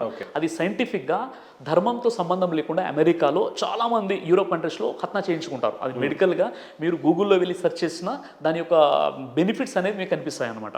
అది ఒక సాంప్రదాయం. అది ఖచ్చితంగా ఖత్నా చేయించుకోవాలి అనేటటువంటి నిబంధన లేదు. మొదటి విషయం, మీకు ఖత్నా అంటే సో సుంతి అనేది ఖచ్చితమైన నియమం అయితే కాదు. ఖత్నా అనేది సార్, ఖత్నా అనేది, సున్నతి ఒడుగులు అనేది ఒక సాంప్రదాయం. అబ్రహం ప్రవక్త ఇబ్రాహీం అలైహిస్సలాం వారి కాలం నుండి ఇది ముందుకు కొనసాగుతుంది. యూదులు ఖత్నా చేయించుకుంటారు, ముస్లింలు ఖత్నా చేయించుకుంటారు, క్రైస్తవులు కూడా ఖత్నా పద్ధతి అనేది బైబిల్లో లూకాస్ వార్తలో ఉంది. యేసుక్రీస్తు వారికి కూడా ఖత్నా చేయించారు. పుట్టినటువంటి 7వ రోజులోనో 6వ రోజులోనో ఆయన ఖత్నా కూడా జరిగింది. ఏ రకమైన ఖత్నా? బైబిల్ అదే ఖత్నా అంటే అదే ఏ రకంగా సుంతి ఒడుగులు అంటే అప్పుడున్నటువంటి టెక్నాలజీ, అప్పుడున్న పద్ధతుల ప్రకారంగా సుంతి ఒడుగులు అనేవి జరిగాయి అనమాట. ఇది బైబిల్లో ఉంది. బైబిల్లో ఏమని రాస్తుంది? ఏమైనా ఐడియా? బైబిల్లో అదే ఆయనకు యేసు వారికి ఆయన 7వ రోజు ఖత్నా చేయించానని బైబిల్ ఓల్డ్ టెస్ట్మెంట్లో ఉంటుంది, న్యూ టెస్ట్మెంట్లో ఉంటుంది. ఖత్నా అనే పదం ఉండకపోవచ్చేమో. సుంతి ఒడుగులు అని ఉంటుంది. ఓకే, సుంతి ఒడుగులు అని తెలుగులో ఉంటుందన్నమాట. అయితే విషయం ఏంటంటే, ఇప్పుడు ఒక ముస్లింగా ఖచ్చితంగా ఖత్నా చేసుకోవాలి, చేసుకుంటేనే నమాజ్ స్వీకరించబడుతుంది, చేసుకుంటేనే మ్యారేజ్ చేసుకోవాలి, చేసుకుంటేనే స్వర్గానికి వెళ్తారని ఎక్కడ కూడా లేదండి. లేదు, ఎక్కడ కూడా లేదు. ఖత్నా చేసుకోవచ్చు, చేసుకోకపోవచ్చు, మన ఇష్టం. కానీ స్పెసిఫిక్గా ఖురాన్లో లేదు. ఖురాన్లో అసలు ఉండదు. ఖచ్చితంగా ఖురాన్లో ఎక్కడ కూడా ఖత్నా అనేటువంటి ప్రస్తావన లేదు. ఓకే, అది ప్రవక్త ముహమ్మద్ సల్లల్లాహు వారు, అంతకంటే గత ప్రవక్తల యొక్క సాంప్రదాయం. కాబట్టి ఖచ్చితంగా చేసుకుంటే మెడికల్ బెనిఫిట్స్ ఉన్నాయి. ఓకే, ఆరోగ్యానికి మనకు చాలా మంచిది. తర్వాత మీరు ఇది గూగుల్లో కూడా మీరు సెర్చ్ చేయవచ్చు. తర్వాత ఇతర మతాల్లో ఉన్నటువంటి వారు కూడా ఖత్నా చేయించుకుంటారు. రైట్. సిరాజ్ గారు, నా ప్రశ్న చాలా సూటిగా, టోపీ అనేది ఇస్లాం సోదరుడు ఎందుకు ధరించాలి, మీరెందుకు ధరించారు అసలు? సార్, ఇప్పుడు టోపీ అన్నది ఏంటంటే, మన వస్త్రాధారణలోనే ఒక భాగం టోపీ అనేది, వాస్తవంగా చెప్పాలంటే. ఇప్పుడు కొంతమంది పెద్ద పెద్ద స్వామీజీలు, పండితులు ఉన్నారు, వాళ్ళ తలపై ఒక వస్త్రం కప్పబడి ఉంటుంది, చూసారా? అంటే ఇది ఒక ఆరాధనలో ఒక విధానంగా వాళ్ళు భావిస్తారు. కానీ ఇస్లాంలో ఆరాధనలో విధానం అని ఎక్కడ కూడా చెప్పడం జరగలేదన్నమాట. అంటే ఇప్పుడు ఇస్లాం ధర్మం వెలుగులో చెప్పాలంటే టోపీ పెట్టుకుంటేనే ముస్లిం అని ఎక్కడా చెప్పబడలేదు. టోపీ ఉంటేనే నమాజ్ అంగీకరించబడుతుంది, టోపీ ఉంటేనే ఉపవాసాలు ఉండాలి, టోపీ ఉంటేనే అన్న ప్రాధాన్యత ఏదీ లేదనమాట. ఇప్పుడు నేను ఉన్నానండి, నాదొక ఐడెంటిఫికేషన్. అంటే ఇప్పుడు టోపీ గడ్డం ఉన్నటువంటి వ్యక్తి, ఇప్పుడు మనం దైవంతో ఒక ప్రత్యేకమైనటువంటి సంబంధం కలిగి ఉండాలి అన్న ఆలోచనతో ఇప్పుడు నేను టోపీ గడ్డం పెట్టుకున్నాను. ఏదైనా ఒక చిన్న పొరపాటు, చిన్న తప్పు చేసే బదులు ఈ టోపీ దాడి నన్ను ఆపుతూ ఉంటాయన్నమాట. ఖచ్చితంగా ఆపుతుంటాయి. ఎందుకంటే నేను ఈ టోపీ గడ్డం పెట్టుకుని ఏదైనా తప్పు పని చేస్తే ఆ ప్రభావం మొత్తం కూడా ధార్మిక వ్యక్తులపై, ధర్మంపై ఆపాదించడం జరుగుతుందనేటటువంటి ఒక భయం ఇప్పుడు కూడా నాలో ఉంటుంది. టోపీకి ఉన్నటువంటి ఒక ఫార్మాలిటీ ఉంది, టోపీకి కూడా టోపీకి ఉంది. కానీ నమాజ్ చదవడానికి లేదా స్వర్గానికి వెళ్ళడానికి, ఉపవాసాలు పాటించడానికి టోపీ ఖచ్చితమైనటువంటి విధానం కాదు, ఖచ్చితంగా ధరించాలనేటువంటి నిబంధన ఏది కూడా లేదన్నమాట. బట్ మీరు మసీదులలోకి వెళ్తే కనుక ప్రతి సోదరు, నేను కూడా మసీద్కి చాలాసార్లు వెళ్ళేస్తున్నాను, ఖచ్చితంగా అక్కడ టోపీలు అవైలబుల్ ఉంటాయి. చెప్పులు బయట వదులుతాము, కాలు చేతులు కడుక్కుంటాం, ఆ తర్వాత టోపీ ధరిస్తాం, ఆ తర్వాత నమాజ్కి వెళ్తూ ఉంటాం. సో టోపీ ఖచ్చితంగా ఉంటుంది అక్కడ. అవును. ఏంది మరి అక్కడ అన్ని మసీదుల్లో ఉండవు. అదే అంటే కొన్ని మసీదుల్లో ఉంటాయి, కొన్ని మసీదుల్లో ఉండవు అనమాట. కొంతమంది ఏంటంటే కొంతమంది ఆలోచన ఎలా ఉంటుందంటే, అంటే ఇప్పుడు ప్రతి మతం వారు, ప్రతి ధర్మం వాళ్ళు సంస్కరించబడాలండి. ముస్లింలు కూడా చాలా బలహీనతలు, చాలా అజ్ఞానం అనేది ఉంది. వాళ్ళ అజ్ఞానం ఏంటంటే, కొంతమంది నమాజ్ రారా బాబు, అజాన్ అయిపోయిందంటే జోబులో టోపీ లేదు పోయి అంటాడు. అంటే వాడిని నమాజ్కి ఎలా అయినా మసీదుకు తీసుకురావాలని చెప్పేసి అక్కడ కొన్ని టోపీలు ఉంటాయి, అక్కడ టోపీ ఉంది అని చెప్పేసి వచ్చేసి నమాజ్ చదువుకుంటాడు. కానీ టోపీ ధరిస్తేనే నమాజ్ అవుతుంది అన్న నిబంధన ఎక్కడ కూడా ఇస్లాంలో లేదు. అయితే టోపీకి దేనికి చిహ్నం అని బేసిక్గా అంటారని నాకు తెలిసింది అని అంటే, మొహమ్మద్ ప్రవక్త వారు అప్పట్లో ఎడారిలో ఉండేవాళ్ళు, ఆయన పగిడి కట్టేవారు అనేది ప్రధానంగా చెప్పేవారు. అక్కడ ఈ ఎడారిలో ఇసుక దిబ్బలు ఉండడం వల్ల అవి తల్లో పడడం, ఏదో ఒక రకంగా ఇసుక రేణులు అనేవి పడతాయి తల్లో అనేది ఉద్దేశం ప్రకారంగా పగిడీలు కడతారు. హిందువులు కూడా కడతారు, అది ప్రతి మహారాజు రాజాలు కూడా కట్టారు. కానీ టోపీని మీరు అక్కడి నుంచే ధరించారు, ఆయన చేశాడు కాబట్టి మేము చేస్తున్నాం అనే చిహ్నంగా ఉంది అనేది కూడా ఒక వాదన ఉంది. ఇప్పుడు ఒకవేళ ఎడారి నుండి, అందుకే మీరు ధరించారేమో టోపీ అనేది కూడా నా ఉద్దేశం. ఎడారి నుండి ఈ విధంగా కాపీ కొట్టినట్లయితే మన భారతదేశంలో ఉన్నటువంటి కొంతమంది ముస్లిమేతర రాజులు ఎందుకు ధరించారు, తలపాకి ఎందుకు చుట్టుకున్నారు? ఇక్కడ ఉన్నటువంటి స్వామీజీలు ఎవరైతే తలపై వస్త్రం కప్పుకున్నారో వాళ్ళు కూడా ఆ ఎడారి అక్కడ నుండే కాపీ కొట్టారా? వాళ్ళకు వేద పరిజ్ఞానం లేదంటే లేదు, వేద పరిజ్ఞానంలో వాళ్ళు కట్టాలి అనేది వాళ్ళకు ఉంది కాబట్టి వాళ్ళు ధరించారు. ఖురాన్లో మీరు టోపీ పెట్టుకునే నియమం లేనే లేదు, కానీ టోపీ పెట్టుకుంటున్నారు. ఇక్కడే ఎండలేదు, అదేం డస్ట్ లేదు, ఏమీ లేదు, బట్ స్టిల్ మీరు టోపీ పెట్టుకుంటారు. మీరే కాదు, సోదరులు చాలా మంది కూడా ధరిస్తూ ఉన్నారు. అంటే నేను చెప్పే విషయం ఏంటంటే, ఖురాన్లో టోపీ పెట్టుకుంటేనే నమాజ్ అవుతుంది, టోపీ పెట్టుకోండి అని ఖురాన్లో లేదు, మొదటి విషయం. రెండో విషయం ఏంటంటే, ప్రవక్త ముహమ్మద్ సల్లల్లాహు అలైహి వసల్లం వారు అరబ్బు జాతిలో ఆయన తలకు అమామా చుట్టుకునేవారు. దాన్ని అమామా అంటారు, తలపాక, పగిడి అంటారు అనమాట, అది చుట్టుకునేవారు. ఓకే. అంటే ఇది కేవలము ఆ అరబు దేశంలో ఎడారికి ఆ ఇసుక మొత్తం చెవుల్లో లేదా తలలో పడకుండా దీన్ని ధరించారన్నది సరైనటువంటి విషయం కాదు. అది ఓకే. అది ఏంటంటే ఒక భక్తి భావంతో, ఒక ఆరాధన ఉద్దేశంతో అలాంటి భావాలు మనుషులు వస్తాయి. ప్రవక్త వారు ఇంట్లో ఉండి నమాజ్ చదివించేటప్పుడు కూడా ఆయన తలపాక చుట్టుకున్నారు. కేవలం ఒకే ఒక 2 సందర్భాలు కనిపిస్తాయి. అప్పుడు ఆయన వెంటనే స్నానం చేసి నిలబడి నమాజ్ చదివించారు. అప్పుడు సరే, ఒక్కొక్కరికి ఒక్కొక్క అపోహ ఉంది. మీరు టోపీ ఎందుకు ధరించారు అని అంటే చెప్పండి. నేను అదే అంటున్నాను. ఇప్పుడు మన సంతోష్ గణపతి గారు ఉన్నారు, ఆయన ఒక పిలక ఉంటుంది, ఆయన డ్రెస్ కోడ్ వేరేగా ఉంటుంది. అలా అని పూర్తి హిందువులు అలా ఉండాల్సిన అవసరం లేదు. ఆయన మంచి పని చేశారు. ఆయన వేదం చదివాడు కాబట్టి, వేదంలో వస్త్రధారణ ఎలా ఉండాలో చెప్పింది కాబట్టి, పంచగట్టుకుంటే బ్లడ్ సర్క్యులేషన్ బాగా జరుగుతుంది, పైంట్ వేసుకున్నాం కాబట్టి ఇది దేవుడికి నచ్చదు అని వేదంలో ఉంది అని ఆయన పంచగడ. అంటే డి విటమిన్ లాంటివి పోవడానికి కొంత వస్త్రం పక్క వదిలేసి లెఫ్ట్ సైడ్ వేసుకుంటారు అనేది ఆయన వాదన. నేను అడిగాను ఆ ప్రశ్న. నేను చెప్పడంలో కొద్దిగా ఇక్కడ మిస్కమ్యూనికేషన్ ఏమైపోయిందంటే, ఈరోజు ముస్లిం సమాజం టోపీకి ఎంత అయితే ఇంపార్టెన్స్ ఇస్తుందో అంత ఇంపార్టెన్స్ మాత్రం టోపీకి లేదు. కానీ ధరించడం మంచి విషయమే, ఎందుకంటే ప్రవక్త ముహమ్మద్ సల్లల్లాహు అలైహి వసల్లం వారి యొక్క సాంప్రదాయము అది. నేను చెప్పాలనుకున్న విషయం ఏంటంటే, ఇది ఉంటేనే నమాజ్ అవుతుంది, ఇది ఉంటేనే ముస్లిం అన్న విషయాలు ఏవైతే సమాజంలో, ముస్లిం సమాజంలో కూడా వ్రేళ్ళూనుకొని ఉన్నాయో ఈ అపోహను దూరం చేస్తున్నా. కానీ నా ఉద్దేశం ఏంటంటే, మీరెందుకు టోపీ ధరించారు అని మీకు వ్యక్తిగతం ఉంటుంది కదా. నేను ఎందుకు ధరించాలనుకున్నాను, అందుకే నేను టోపీ ధరించాను. గడ్డం ఉంది, దైవ ప్రవక్త వారి సాంప్రదాయం, ఋషుల సాంప్రదాయం, ఇప్పుడు ఎంతమంది అయితే మన ఋషులు వచ్చారో ఆ ఋషులందరూ కూడా గడ్డం పెట్టేసుకున్నారు చాలా వరకు. ప్రవక్తలు కూడా గడ్డం పెట్టుకున్నారు, మహాప్రవక్తలు గడ్డం పెట్టుకున్నారు. ప్రవక్తలు చెప్పారు మీరు గడ్డం పెట్టుకోండి అని. మా దృష్టిలో ఋషువులే ముందొచ్చారు, తర్వాతనే ప్రవక్తలు వచ్చారు అనేది మా అంచనా. సార్ ఋషులు అంటే ఏంది, ప్రవక్తలు అంటే ఏంది? ఓకే, మేము హిందువులో మా దేవుళ్ళలో ఋషులే వాళ్ళని దేవుళ్ళని ఆరాధించారు, మా దేవుళ్ళని ఆరాధించారు. ప్రవక్తలు అనేది ఖురాన్లో అల్లాహ్ని ఆరాధించారు అనేది. దేవుడు నా దేవుడు ఇద్దరు దేవుడు వేరు వేరా? వేరు వేరు అనేదే మీరు ఇన్ని రోజులు ప్రవచిస్తుంది. మరి అల్లా ఇస్లామిక్ వేరు, బైబుల్ జీసస్ వేరు. ఇన్ని రోజులు చెప్పే విధానంలో ఏదైనా పొరపాట్లు జరిగి ఉండవచ్చు. ఇప్పుడు నేను మీకు ఏం చెప్తున్నానంటే, ఏ దేవుడైతే మిమ్మల్ని పుట్టించాడో అదే దేవుడు నన్ను పుట్టించాడు, అదే దేవుడే సమస్త మానవుల్ని పుట్టించాడు. ఆయన అరబీలో అల్లా అంటే, తెలుగులో మనం దేవుడు సర్వేశ్వరుడు అని చెప్తాం. మనల్ని పుట్టించిన దేవుని మనం ఆరాధిద్దాం. డన్, నేను దాన్ని ఖచ్చితంగా ఒప్పుకుంటున్నాను. కానీ మీ టోపీకి మీరు ప్యాషన్ కోసం పెట్టుకున్నారా, ఖురాన్లో ఉండి పెట్టుకున్నారా, మీకు ఇష్టం ఉండి పెట్టుకున్నారా, లేదు మీ టోపీకి ఏమైనా ప్రత్యేకత ఉందా? సూటిగా చెప్పండి. ప్రవక్త ముహమ్మద్ సల్లల్లాహు అలైహి వసల్లం వారు పెట్టుకున్నారు కాబట్టి, అంటే ఆయన ఒక తలపాక చుట్టుకున్నారు కాబట్టి దాని నుండి టోపీ వచ్చింది. ఆ టోపీ నేను ధరిస్తున్నాను, క్లియర్ కట్గా సమాధానం. సో ఆయన ధరించారు కాబట్టి మీరు ధరిస్తున్నారు. ఎడారి ప్రాంతంలో ఆయన తలపాక కట్టుకున్నారు కానీ మీరు ఇక్కడ టోపీ పెట్టుకుంటున్నారు. So nothing. ఇది ఐడియాలజీ కాదా సార్?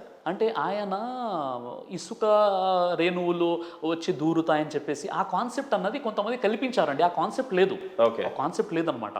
అంటే ఆరాధన చేసేటప్పుడు కొన్ని నియమాలు ఉండడం వల్ల దైవానికి మనం దగ్గర అవుతాం, ఆ ఆలోచన ఉంది తప్ప అదేదో ఇసుక రేణువులు తల మీద పడతాయి అలాంటి ఇప్పుడు మళ్ళీ అక్కడ అరబులు ఇప్పుడు ఎందుకు అది ఫాలో అవుతున్నారు అది కాదనమాట. కొన్ని హదీసులో ఉన్న విషయం అనమాట. అంటే ప్రవక్త వారు తలపాక చుట్టుకునేవారు, ఆ విధంగా వస్త్రాలు ఎలా ఉండేవి, అందులో ఒక భాగం అది. సిరాజ్ గారికి, జాకిర్ నాయక్ గారి సంస్థలకి టైఅప్స్ ఉన్నాయి. మీకు అక్కడి నుంచే అమౌంట్ అందుతుంది, మీకు ఫండింగ్ వస్తుంది జాకిర్ నాయక్ గారి త్రూవే. మీరు కంప్లీట్ జాకిర్ నాయక్ గారి రిప్లికా. జాకిర్ నాయక్ గారిని ఈ దేశం వదిలేసి పొమ్మన్నారా, ఆయనే బహిష్కరించుకున్నారా, బహిష్కరణ చేశారా అనేది నాకైతే పూర్తిగా తెలియదు. మీరే చెప్పాలి. ఆయనకి మీకున్నటువంటి సంస్థ ఒకటేనా, లేదు మీ సంస్థ వేరు, మీరు చేస్తున్నటువంటి పనులు వేరు. జాకిర్ నాయక్ గారు చేసినటువంటి ప్రతి ప్రొఫెషనల్ ఏదైతే చేశాడో అదే దశలో అదే విధంగా మీరు కూడా చేస్తున్నారు, ఫాలో అవుతున్నారు. అదే కోణంలో మీకు కొంత మొత్తంలో ఫండింగ్ కూడా రేస్ చేస్తున్నారు అనేది ఇంకో ఆరోపణ. సార్ మొదటి విషయం ఏంటంటే, డాక్టర్ జాకిర్ నాయక్ ఎవరైతే ఉన్నారో ఆయన మన భారతదేశంలోని ముంబైకి చెందినటువంటి వ్యక్తి అనమాట. ఓకే, ఆయన 2014 కంటే ముందు ఏదైతే ఆయన ప్రసంగాలు అవన్నీ జరిగాయో మొత్తం భారతదేశ వ్యాప్తంగా విశ్వవ్యాప్తంగా కొన్ని లక్షల మంది ఆయన సభలలో వెళ్తూ ఉంటారు. అదేవిధంగా మీకు ద హిందుస్థాన్ టైమ్స్ పత్రిక ప్రపంచంలోని 500 మంది 500 ఇన్ఫ్లుయెన్షియల్ పర్సన్స్లో ఒక వ్యక్తిగా ఆయన్ని కీర్తించడం జరిగింది. ఆయన డాక్టర్ జాకిర్ నాయక్. డాక్టర్ జాకిర్ నాయక్ గారు ఉన్నప్పుడు కొన్ని లక్షల మంది ఆయన ప్రోగ్రామ్స్కి వెళ్ళారు. కొంత పండితులతో శ్రీ రవిశంకర్ గారితో డిబేట్ జరిగింది, విలియం క్యామిల్స్తో డిబేట్ జరిగింది. ఇలా చాలా పెద్ద పెద్ద డిబేట్స్, చాలా పెద్ద కార్యక్రమాలు చేసినటువంటి వ్యక్తి డాక్టర్ జాకిర్ నాయక్ గారు. అయితే నా గురించి మీరు తెలుసుకోవాల్సిన విషయం ఏంటంటే, జాకిర్ నాయక్ గారు ఎప్పుడైతే హైదరాబాద్ వచ్చారో, అంటే ఒక 18 సంవత్సరాల క్రితమో 20 సంవత్సరాల క్రితమో అనుకుంటాను, ఎప్పుడైతే జాకిర్ నాయక్ గారు వచ్చారో అప్పుడు ఆయన వచ్చారు. నేను కూడా అన్వేషణలో ఉన్నాను, నిజంగా దేవుని తెలుసుకునే ప్రయత్నంలో ఉన్నాను, నా స్టడీ ముందుకు కొనసాగుతుంది. ఆ సందర్భంగా డాక్టర్ జాకిర్ నాయక్ గారి ప్రోగ్రామ్ ఇక్కడ జరుగుతుందంటే నేను వచ్చాను. నేను వచ్చేసి ఆయన ప్రోగ్రాంలో పాల్గొని ఆ తర్వాత ఒక క్వశ్చన్ అడిగాను. దాని తర్వాత ఒక 2 సందర్భాల్లో ప్రోగ్రామ్స్లో ఏదో అక్కడ, ఎందుకంటే ఇప్పుడు జాకిర్ నాయక్ నన్ను గుర్తుపట్టారు, జాకిర్ నాయక్ దగ్గర నేను ట్రైనింగ్ తీసుకోలేదు, జాకిర్ నాయక్తో ఎలాంటి ప్రత్యేకమైన సంబంధాలు లేవు, జాకిర్ నాయక్తో ఫండింగ్ అసలే లేదు. గమ్మత్తైన విషయం ఏంటంటే జాకిర్ నాయక్ నన్ను గుర్తుపట్టారు. అయితే ఇప్పుడు ప్రధానమైనటువంటి ఆరోపణ ఏంటంటే, డాక్టర్ జాకిర్ నాయక్ గారికి ఉగ్రవాద సంబంధాలు ఉన్నాయా, లేదా డాక్టర్ జాకిర్ నాయక్ గారిని ఈ దేశం బహిష్కరించిందా, దీనికి సంబంధించినటువంటి అపోహలు ఏంటో మనం తెలుసుకుందాం. మొట్టమొదటిగా మీరు తెలుసుకున్న విషయం ఏంటంటే, ప్రధానంగా జాకిర్ నాయక్ గారు ఇండియాకి రాకపోవడానికి ప్రధాన కారణం ఇండియా జాకిర్ నాయక్ని బహిష్కరించిందా, లేదా ఏ రకమైనటువంటి చెప్తాను మీకు నేను. అయితే డాక్టర్ జాకిర్ నాయక్ గారు మన భారతదేశ వాస్తవ్యులు, చాలా పెద్ద ఇన్ఫ్లుయెన్సర్, చాలా పెద్ద కంపారిటివ్ స్టడీస్ యొక్క ఆయన రీసెర్చర్, మరియు చాలా పెద్ద వక్త, ఆయన స్పీకర్. అయితే ఆయన ఉన్నప్పుడు దాదాపుగా ప్రతి వర్గానికి చెందిన వ్యక్తి కూడా ఆయన్ని కలిశారు, ఆయన ప్రోగ్రామ్స్ విన్నారు. ప్రత్యక్షంగానో పరోక్షంగానో ఆయన వీడియోలు, ఆయన యొక్క బోధనలు విన్నటువంటి వారే ఉన్నారు. అంటే సేమ్ మీరు అదే ఫాలో అవుతున్నారు కదా సార్? నేను అది ఫాలో అవ్వట్లేదు. క్రిస్టియన్ అందరు మీ సభకు వస్తారు, జాకిర్ నాయక్ గారు లాగా మీరు వేదిక మీద ఉంటారు, సేమ్ క్వశ్చన్స్ మిమ్మల్ని అడుగుతారు, సేమ్ మీరు ఆన్సర్ చెప్తారు. అది కాదు, అది రాంగ్ అనమాట. నేను చెప్తాను. జాకిర్ నాయక్ని ఎక్కడైతే నేను గౌరవిస్తానో అక్కడ గౌరవిస్తాను, ఎక్కడైతే విభేదిస్తానో అక్కడ విభేదిస్తాను కూడా. ఈ విషయాన్ని మీరు తెలుసుకోవాలి. జాకిర్ నాయక్ గారిని కొన్ని ఎక్కడైతే విషయాల్లో గౌరవిస్తానో, మీరు విభేదిస్తారు. ఏ విషయాలైతే కొన్ని విషయాల్లో మేము ఆయన్ని ఆదర్శంగా తీసుకుంటాం, ఆయన్ని గౌరవిస్తాం, కొన్ని విషయాల్లో విభేదిస్తాను కూడా. విభేదిస్తాను నేను చెప్తాను. ముందు మొత్తం వినాలి, మీరు మొత్తం వినాలి. అయితే అసలు జాకిర్ నాయక్ పై ఉన్నటువంటి ప్రధానమైనటువంటి ఆరోపణ ఏంటి అంటే 2016 సంవత్సరం జూలై 1 రోజున బంగ్లాదేశ్లోని ఢాకాలో బాంబ్లాస్ట్ జరిగింది. అప్పుడు వెంటనే జూలై 3వ తేదీ ఏం జరిగిందంటే అక్కడ ఒక ప్రధాన స్రవంతి మీడియా పత్రికలో అక్కడ ఒక న్యూస్ పేపర్లో వచ్చిన విషయం ఏంటంటే ఆ ఉగ్రవాదంలో పట్టుబడినటువంటి ఒక వ్యక్తి డాక్టర్ జాకిర్ నాయక్ గారి ఫేస్బుక్లో ఫాలోవర్ అని చెప్పేసి ఒక న్యూస్ రావడం జరిగింది. ఎప్పుడు జూలై 1, 2016లో ఇది జరిగితే జూలై 3, 2016లో ఈ న్యూస్ వచ్చిందనమాట. అక్కడ ఒక న్యూస్ పేపర్లో వచ్చింది. ఆ తర్వాత జూలై 4 మన భారతదేశం మొత్తం కూడా డాక్టర్ జాకిర్ నాయక్ ఉగ్రవాదాన్ని ప్రోత్సహిస్తున్నాడు, ఉగ్రవాద సంస్థలతో సంబంధాలు ఉన్నాయి అన్నట్టుగా కంప్లీట్గా మన భారతదేశంలో మారుమోగిపోయింది న్యూస్ అనమాట. ఆ తర్వాత జూలై 5న ఏం జరిగిందంటే అదే న్యూస్ పేపర్ని అయితే బంగ్లాదేశ్లో డాక్టర్ నాయక్ గురించి ఇట్లా నెగిటివ్గా రావడం జరిగిందో వారు ఏం చెప్పారంటే డాక్టర్ జాకిర్ నాయక్కి ఉగ్రవాదులతో సంబంధాలు ఉన్నాయని మేము ఎక్కడ కూడా చెప్పలేదు, ఆ ఉగ్రవాదుల్లో పట్టుబడినటువంటి ఆ తీవ్రవాదికి జాకిర్ నాయక్ ఫేస్బుక్లో ఆయన ఫాలోవర్ అన్న విషయాన్ని మేము చెప్పాము కాబట్టి మమ్మల్ని క్షమించండి అని జాకిర్ నాయక్తో క్షమాపణ వేడుకున్నారు. ఇది ఎప్పుడు వచ్చింది న్యూస్? జూలై 5న వచ్చిందనమాట. అయిపోయింది. దాని తర్వాత మన భారతదేశంలో మాత్రం ఆ న్యూస్ అదే విధంగా స్ప్రెడ్ అయిపోయింది. దాని తర్వాత ఒక వారం రోజుల పాటు ఇది మన మహారాష్ట్ర ఇంటెలిజెన్స్ డిపార్ట్మెంట్ వారు ఏం చేశారంటే పూర్తిగా ఆయనపై విచారణ జరిపించి వారు చెప్పిన విషయం ఏంటంటే డాక్టర్ జాకిర్ నాయక్కి ఉగ్రవాదులతో సంబంధాలు ఉన్నట్టుగా బలమైనటువంటి ఆధారం ఎక్కడ కూడా మాకు కనిపించలేదు కాబట్టి మేము ఆయన్ని ఉగ్రవాదిగా చిత్రీకరించలేము, ఒకవేళ ఆయన భారతదేశానికి వచ్చినా మేము అరెస్ట్ చేయలేమని చెప్పేసి ఇది మహారాష్ట్ర ఇంటెలిజెన్స్ డిపార్ట్మెంట్ ఒక రిపోర్ట్ ప్రభుత్వానికి ఇవ్వడం జరిగింది. ఇంటెలిజెన్స్ వ్యవస్థ అంతా కూడా జాకిర్ నాయక్ గారిని మాకు అప్పచెప్పాలి, ఆయన పాకిస్తాన్లో ఉన్న బంగ్లాదేశ్లో ఉన్న అప్పచెప్పాలి, ఇప్పుడు ప్రస్తుతం ఆయన సింగపూర్లో ఉన్నాడు అనేది కూడా నేను మొత్తం నా టాపిక్ మొత్తం ముందు కొనసాగించండి మీరు. ఇంతవరకు జరిగింది. ఆ తర్వాత ఏం జరిగిందంటే 2017-2018లో జరిగిన విషయం ఏంటంటే ఈడీ మరియు NIA national investigation agency enforcement directorate ఏదైతే ఉందో ఎన్ఐఏ మరియు ఈడీ వీరిద్దరు కూడా వీళ్ళు ఏం చేశారంటే డాక్టర్ జాకిర్ నాయక్ సంబంధించినటువంటి ఆస్తుల్ని జప్తు చేయడం జరిగిందనమాట. అప్పుడు ఎప్పుడైతే జప్తు చేశారో జాకిర్ నాయక్ గారి తరపునటువంటి ఒక అడ్వకేట్ ఆయన కోర్టులో పిటిషన్ వేసుకుంటే కోర్టుకు వెళ్ళినప్పుడు కోర్టులో ట్రిబ్యునల్ ధర్మాసనం ఏదైతే ఉందో ఆ ధర్మాసనం సంబంధించినటువంటి చీఫ్ జస్టిస్ ఎవరైతే ఉన్నారో ఆయన పేరు మన్మోహన్.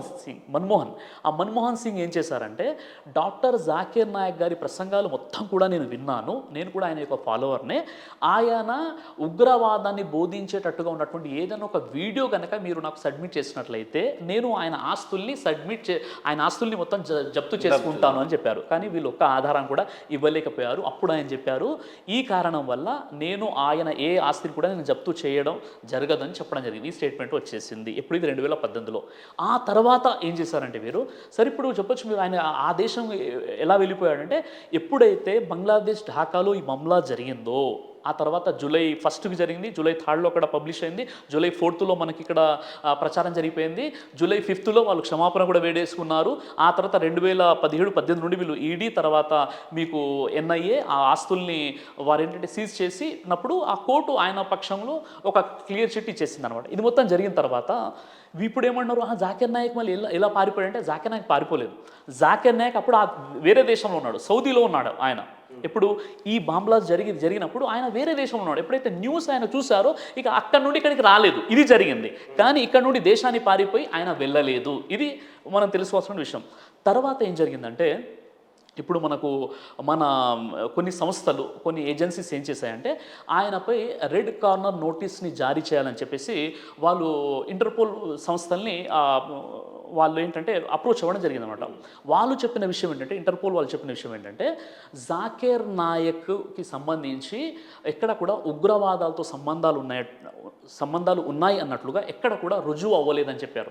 తర్వాత వీరు ఏం చేశారంటే, ఆయనకు ఇక రెడ్ నోటీస్ జారీ చేయండి అంటే వీళ్ళు రెడ్ నోటీస్ని జారీ చేయలేదు. రెడ్ నోటీస్ని జారీ చేయలేదు. తర్వాత వీళ్ళు ఏం చేశారంటే, కనీసము మీరు ఆయన హేట్ స్పీచెస్ ఉన్నాయని చెప్పేసి మీరు ఛార్జ్షీట్ వేయండి అని మళ్ళీ కనీసం 3 సార్లు మన భారత ప్రభుత్వం ఇంటర్పోల్ వాళ్ళతో ఏం చేశారంటే వాళ్ళు రిక్వెస్ట్ చేయడం జరిగింది. 3 సార్లు కూడా రిజెక్ట్ చేయడం జరిగింది. చివరిగా హేట్ స్పీకర్గా కూడా మీరు ఛార్జ్షీట్ వేయండి అంటే, మేము ప్రసంగాలు చూసామండి, ఎక్కడ కూడా అలా జరగలేదని చెప్పారు. ఇప్పుడు ఒకవేళ రెడ్ కార్నర్ నోటీస్ కనుక జారీ చేసినట్లయితే, మొన్న ఆయన పాకిస్తాన్ వెళ్ళాడు, ఏదో దేశాలు మలేషియా, ఖతర్ వెళ్ళాడు, ఆయన ఇన్ని దేశాలు ఎలా తిరగలుగుతాడు? ఇది విషయం అనమాట. కాబట్టి ఇది పొలిటికల్గా జరిగినటువంటి ఒక కుట్ర అయినప్పటికీ కొన్ని విషయాల్లో జాకీర్ నాయక్ గారు మాట్లాడే విధానమైన ఆ క్వశ్చన్ ఆన్సర్స్లో అంటే కొంతమంది చాలా వాళ్ళ మనసుకు బాధ కలిగేలా కూడా కొన్ని సమాధానాలు ఇస్తుంటారు. ఆ విధానాన్ని నేను ఇష్టపడను. ఇలా చేస్తేనే ఖచ్చితంగా ఇలా ఉంటుందని కొన్ని విషయాలు చెప్తూ ఉంటారు. ఆ విషయాన్ని, ఆ వే ఆఫ్ అప్రోచ్ ఏదైతుందో దానికి నేను ఒక్క ఉదాహరణ చెప్పండి. మీరు విభేదించే ఉదాహరణ ఏదన్నా ఒకటి చెప్పండి. ఉదాహరణకి డాక్టర్ జాకీర్ నాయక్ గారు శ్రీ రవిశంకర్ గారితో డిబేట్ చేశారు. The concept of God in Hinduism and Islam అనేటటువంటి అంశంపై బెంగళూరులో చాలా పెద్ద డిబేట్ జరిగింది. 5 లక్షల మంది వెళ్ళారనమాట. అందులో శ్రీ రవిశంకర్ గారు రాసినటువంటి ఏదైతే పుస్తకం ఉందో ఆ పుస్తకంలో ఫలానా తప్పులున్నాయి అని జాకీర్ నాయక్ గారు చెప్తుంటే ఆయన ఏం చెప్తున్నారంటే, సార్ నేను ఆనాడు హిందూ ముస్లింల మధ్య ఏదో కొన్ని గొడవలు జరుగుతున్నాయి, వాళ్ళను దృష్టిలో పెట్టుకొని ఆ బుక్ రాశాను, అందులో తప్పులు ఉన్నటువంటి విషయాలు కరెక్టే అని ఆయన ఒప్పుకున్నప్పుడు కూడా ఆ చాప్టర్ నెంబర్ వర్స్ నెంబర్ ఇలా చేశారని ఆయన మనసుకు బాధ కలిగించే విధంగా డిబేట్ జరిగింది. అంటే చూస్తుంటే నాకు అనిపించింది, ఒక వ్యక్తి రియలైజ్ అవుతున్నాడు, అయినప్పటికీ కూడా నువ్వు చేసిన తప్పు ఇదని ఈ విధంగా అన్నారు. మరో విషయం ఏంటంటే, ఇప్పుడు నేను ముఖ్యంగా ఏ విషయంలో విభేదిస్తున్నానంటే, మొన్న జాకీర్ నాయక్ గారు అంటే ఒక 1 మంత్ క్రితం పాకిస్తాన్ వెళ్ళారు. జాకీర్ నాయక్ గారు పాకిస్తాన్ వెళ్ళడం నాకు అస్సలు నచ్చలేదనమాట. ఆ తర్వాత ఉండి ఇంకా నేను చాలా ఫీల్ అయిపోయాను. ఎందుకంటే పాకిస్తాను ఆయన వెళ్ళడం, అక్కడ ప్రసంగాలు చేయడము, ఆ తర్వాత అక్కడ ఉన్నటువంటి క్రైస్తవులు అడిగినటువంటి ప్రశ్నలు కూడా చాలా ఆయన సమాధానం చెప్పడంలో ఏంటంటే నాకు అంతగా నచ్చలేదనమాట. కాబట్టి ఇలాంటి కొన్ని విషయాలు జాకీర్ నాయక్ గారు పాకిస్తాన్కి వెళ్తే మీకెందుకు నచ్చలేదు? అంటే నా వ్యక్తిగతంగా కారణం మీ శత్రు దేశం అని భావిస్తున్నారా? ఖచ్చితంగా శత్రు దేశమే. పాకిస్తాను అనేది భారతదేశానికి ఖచ్చితంగా శత్రు దేశమే, అందులో ఎలాంటి సందేహం లేదు. రెండో విషయం ఏంటంటే, జాకీర్ నాయక్ గారికి కొన్ని కోట్ల మంది ఫాలోవర్స్ ఇండియాలో ఉన్నారు. అలాంటప్పుడు ఆయన పాకిస్తాన్కు వెళ్ళిపోవడం అన్నది అది ఎందుకో నచ్చలేదన్నమాట. నచ్చలేదు. ఇంకో విషయం ఏంటంటే, అక్కడ ప్రసంగాలు చేసేటటువంటి విధానంలో కూడా ఆయన చాలా కరుకుగా సమాధానం ఇచ్చారు. కొంతమంది క్రైస్తవులు వరుసలో నిలబడి కొన్ని క్వశ్చన్స్ అడిగినప్పుడు ఆయన చెప్పే విధానంలో ఎందుకో నాకు నచ్చలేదన్నమాట. ఇలా కొన్ని విషయాలు ఉన్నాయి. ఆయన క్వశ్చన్ ఆన్సర్స్లో జవాబు చెప్పే విధానమైనా, లేదా ఇప్పుడు పాకిస్తాన్కి వెళ్ళినటువంటి విషయమైనా, ఇంకా కొన్ని విషయాలు ఉండవచ్చు. అలా కొన్ని విషయాలు ఉన్నాయన్నమాట. ప్రపంచం అంతా శాంతి చేకూర్చాలి అని మీరు పాకిస్తాన్ని శత్రు దేశంగా భావించడానికి గల కారణాలు ఏంటి సార్? పాకిస్తాన్ని శత్రు దేశంగా అన్న విషయం ఏదైతే ఉందో, ఇప్పుడు మన భారతదేశానికి పాకిస్తాన్ శత్రు దేశం కాదా, అవునా కాదా అంటే ఖచ్చితంగా శత్రు దేశమే.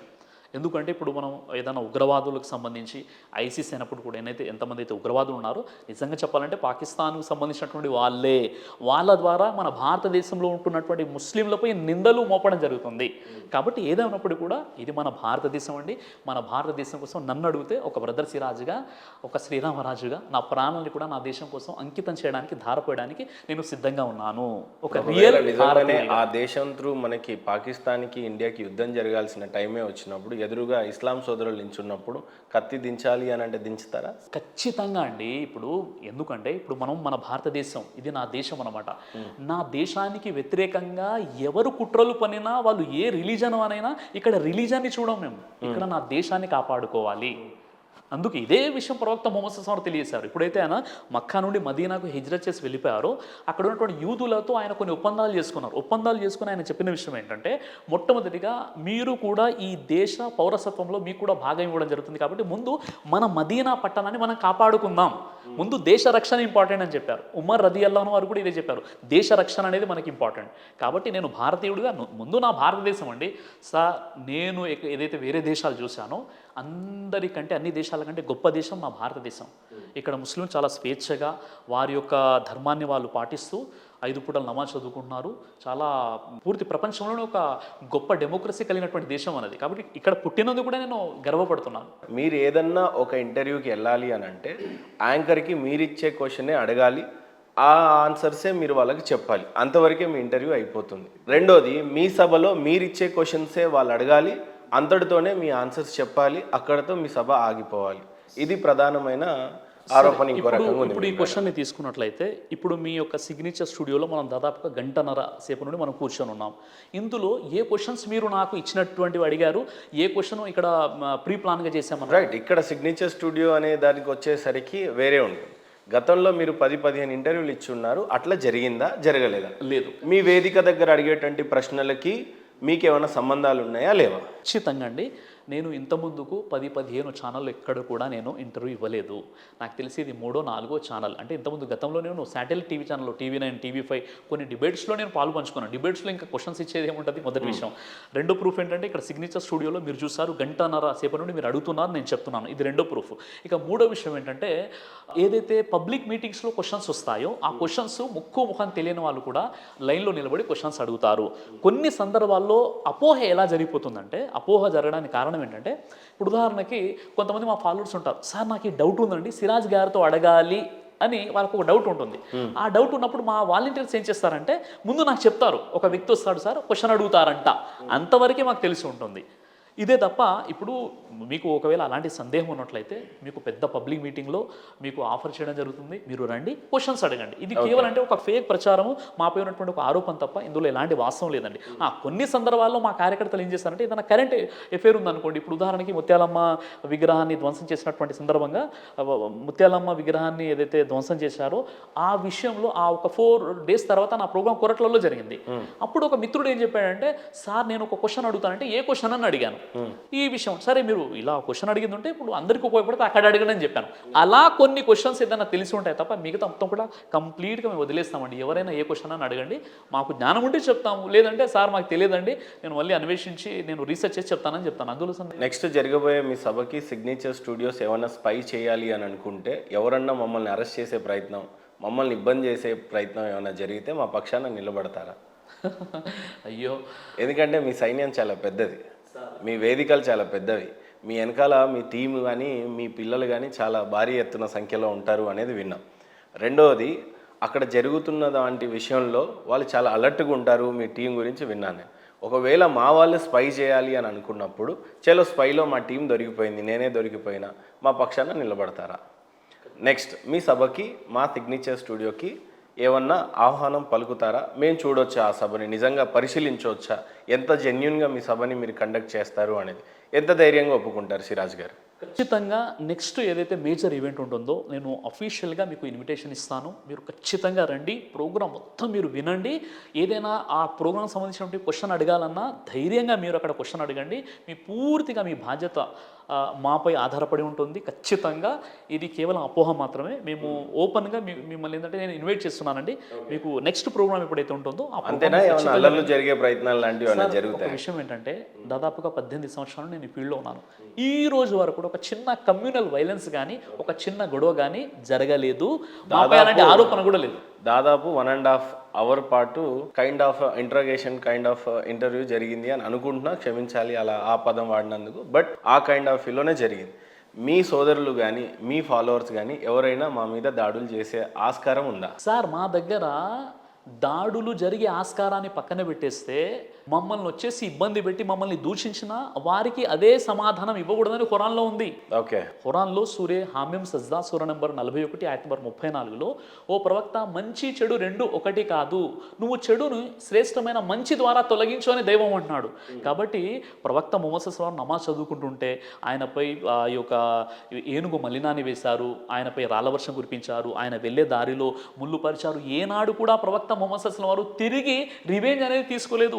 ఈరోజు మొహమ్మద్ ప్రవక్త వారిని దూషించారని చెప్పేసి రోడ్ల మీదకి వచ్చేసి ఎవరైతే ధర్నాలు చేస్తున్నారో, ఇవన్నీ కూడా అవగాహన రాహిత్యం కారణంగా చేసే పనులాంటివి. ఎందుకంటే ఇప్పుడు ప్రవక్త ముహమ్మద్ సల్లల్లాహు అలైహి వసల్లం వారిని ఎవరైనా దూషించినందుకు ప్రవక్త వారి గౌరవం తగ్గదు. ఈరోజు ఎలాంటి చిత్రపటం, ఎలాంటి ఫోటో లేకుండానే 200 కోట్ల మంది ఫాలోవర్స్ ఉన్నటువంటి వ్యక్తి ప్రవక్త ముహమ్మద్ సల్లల్లాహు అలైహి వసల్లం వారు.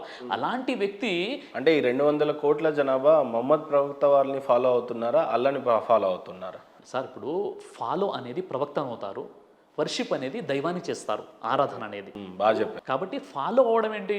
ఫాలో అవ్వడం అంటే ఆయన్ని అనుసరించడం. ఇప్పుడు ముహమ్మద్ ప్రవక్త వారు ఎక్కడ కూడా నేను దేవుణ్ణి లేదా ఇప్పుడు మొహమ్మద్ ప్రవక్త గారిని అనుసరించకుండా స్వర్గానికి వెళ్ళొచ్చా ఎవరు ఎవరైనా? సార్ ఇప్పుడు అందులో ఇప్పుడు ఉదాహరణకి వేదాల ప్రకారంగా కూడా ప్రవక్త ముహమ్మద్ సల్లం యొక్క ప్రస్తావన ఉంది. వేదాలలో ముహమ్మద్ ప్రవక్త ప్రస్తావన ఉంది. ఎందుకు మీరు అలా అంటున్నారు? సంతోష్ ఘనపాటి గారు మొత్తం మీకు చెప్పారు కదా. సంతోష్ అల్లా అనే పదం వేదాలలో ఎక్కడ ఉన్నా సరే ఆయన పురోహితం మానేసుకుంటాను అని చెప్పేసి మీకు సవాల్ ఇవ్వడం కూడా జరిగింది. ఆ ఇంటర్వ్యూ పూర్తిగా నేను వినలేదండి, నేను వినలేదు. మీకు నేను చూపిస్తాను వీలైతే. అయితే విషయం ఏంటంటే, ఒక విషయం ఇప్పుడు ముందుగా హిందూ మత గ్రంథాలలో రైట్, ఫస్ట్ ఇది అయిపోని మేము సిగ్నేచర్ స్టూడియోస్ వాళ్ళు వచ్చి సిరాజ్ మహమ్మద్ గారి యొక్క సభని ఖచ్చితంగా చూడాలనుకుంటున్నాం. చూసి అక్కడి నుంచి కంక్లూజన్ ఇవ్వాలనుకుంటున్నాం. ఖచ్చితంగా అనేక రకాల అపోహలు ఏవైతే నెలకొనుకున్నాయో ఈ సందర్భంలో ఖచ్చితంగా మేము ఒక అథెంటిక్గా మొహమ్మద్ సిరాజ్ గారు చెప్పేటువంటి ధర్మం కరెక్ట్గా ఉంది, చాలామందికి ఖచ్చితమైన బోధనలు బోధిస్తున్నాడు, ఇక్కడ మత మార్పిడి జరగట్లేదు, ఖచ్చితంగా ఒక ధర్మాన్ని పాటించండి, అది అల్లా కాదు అని అన్నారు మీరు ఇందాక. అల్లాని ఫాలో అవ్వమనట్లేదు, స్వచ్ఛమైన ఒక దేవుణ్ణి ఫాలో అవ్వమంటున్నారు. ఆ దేవుడు ఎవరో ఇంతవరకు మీరు చెప్పలేదు. అయితే ఫస్ట్ మమ్మల్ని రాణిస్తారా, అక్కడ ఉంది చూడనిస్తారా, ప్రజలకు తెలియజేయమనే విధంగా మాకు అవమానం ఉంటుంది. నెక్స్ట్ సభ కూడా ఎప్పుడు ఉంటుందో ఇప్పుడే చెప్పండి. 15th డిసెంబర్ మెదక్ డిస్టిక్లో ప్రోగ్రామ్ ఉంది. 15th డిసెంబర్ రోజు ఇంతమంది వ్యూవర్స్ చూస్తున్నారు కాబట్టి వీళ్ళందరి సమక్షంలో నేను మీకు ఆహ్వానం పలుకుతున్నాను. 15th డిసెంబర్ రోజు నా ప్రోగ్రాం ఉంది, మీకు నేను ఇన్విటేషన్ ఇస్తున్నాను, మీరు రండి. అందులో హిందూ ముస్లిం క్రైస్తవులు కూడా ఉంటారు, పెద్ద ప్రోగ్రాం అది. ఆ ప్రోగ్రాంలో మీరు కంప్లీట్గా మీరు ఆ ప్రోగ్రాం వినండి. ఆ తర్వాత ఏదైనా సందేహం ఉంటే అడగండి. అక్కడ ఏం జరుగుతుందో మీరు తెలుసుకొని మీరు మీ యొక్క సిగ్నేచర్ స్టూడియోలో కూడా మీరు టెలికాస్ట్ చేయండి. చలో రైట్, ఇది క్లియర్గా పిలిచారు. రెండో విషయం, ఇప్పుడు మన సంతోష్ ఘనపాటి గారు ఏదైతే విషయం చెప్పారో అదేంటంటే, వేదాలలో ముహమ్మద్ ప్రవక్త ప్రస్తావన లేదు, పురాణాలలో లేదు, ఇతిహాసాలలో లేదు. కల్కి అవతారు అంటే ఆయన ముహమ్మద్ ప్రవక్త కాదు, లేదా నరాశంస అంటే అది అగ్నిని స్తుతించినటువంటి మంత్రాలు, ఈయన పెడార్థాలు తీసి ఆయనకు అనుకూలంగా ఆయన మతాన్ని ప్రచారం చేస్తున్నాడు అన్న కోణంలో ఎవరు చెప్తున్నారు? సంతోష్ ఘనపాటి గారు చెప్తున్నారు. ఒక చిన్న విషయం ఏంటంటే, వేదాలు అనేవి చాలా గొప్ప గ్రంథాలు కదండి. వేదాలు అంటే విద్ అనే ధాతువు నుండి వేదం అనే పదం ఏర్పడింది. దీని అర్థం ఏంటి? జ్ఞానము మరియు తెలుసుకోవడం అనమాట. అంటే వేదాలలో ప్రవక్త ముహమ్మద్ సల్లల్లాహు అలైహి వసల్లం వారి గురించి ఉంటే అంతకంటే అదృష్టమైనటువంటి విషయం, గొప్ప విషయం మరొకటి ఏది ఉంటుంది? నిజంగా చెప్పాలంటే ఈ ప్రపంచంలో సెకండ్ లార్జెస్ట్ రిలీజన్ అనమాట. ఏంటి? ఇస్లాం. కావచ్చు, నేను చెప్తున్నాను అదే. హిందూ ధర్మం ప్రకారంగా వేదాలు అనేటివి అతి పురాతనమైనవి, అల్లా గురించి ప్రస్తావించటం కానీ ఎక్కడ వేదంలో చేయలేదు అనేది ప్రధాన. ముహమ్మద్ ప్రవక్త, దాని తర్వాత రెండోది ఖురాన్ అనేది దివ్య గ్రంథం మొన్న పుట్టింది, వేదాలు ముందు పుట్టినాయి అనేది మా వాదన. వేదాలు అనేవి ఎప్పుడో పుడితే ఇప్పుడు ఇక్కడ అల్లా గురించి ఎందుకు ఉంటుంది, మొహమ్మద్ ప్రవక్త వారి గురించి ఎందుకు ఉంటుంది అందులో? సరే నేను చెప్తాను. ఏదైతే సంతోష్ ఘనపాటి గారు చెప్పారో మొహమ్మద్ ప్రవక్త వారి ప్రస్తావన హిందూ మత గ్రంథాల్లో ఎక్కడ కూడా లేదు, ఈయన కేవలం అబద్ధాలు పలుకుతున్నాడు అని సంతోష్ ఘనపాటి గారు చెప్పారు కదా. ఇప్పుడు మీరు గుర్తుపెట్టుకోండి, మహాభవిష్య పురాణం ప్రతిసరపరం 3 కాండం 3 అధ్యాయం 3 శ్లోకము 7 మరియు 8. ఎతస్మిన్నంతరేం లేచ ఆచార్యేన సమన్వితా మహామద ఇతి ఖ్యాతా శిష్య శాఖా సమన్విత రూపచ్చైవ మహాదేవం మరుస్థల నివాసనం. ఒక మ్లేచ్చుడు నిరక్షరాసుడైన ఒక బోధకుడు తన శిష్యులతో పాటు వస్తాడు. ఆయన పేరు మహమ్మద్. ఆయన ఎడారి ప్రాంతానికి చెందినవాడే ఉంటాడు. చాలా ఖచ్చితంగా మహాభవిష్య పురాణం ప్రసరపురం 3 కాండం 3 అధ్యాయం 3 శ్లోకం 7. సంతోష్ ఘనపాటి గారిని నేను సార్ ఆయన కూర్చోబెట్టండి, మీరు అసలు ఆయన ఉంటారనుకున్నాను నేను. మీరు పారిపోతారేమో అని ఆయన ఉద్దేశం, ఇప్పుడు మీరు రారు అనేది ఆయన ఉద్దేశం.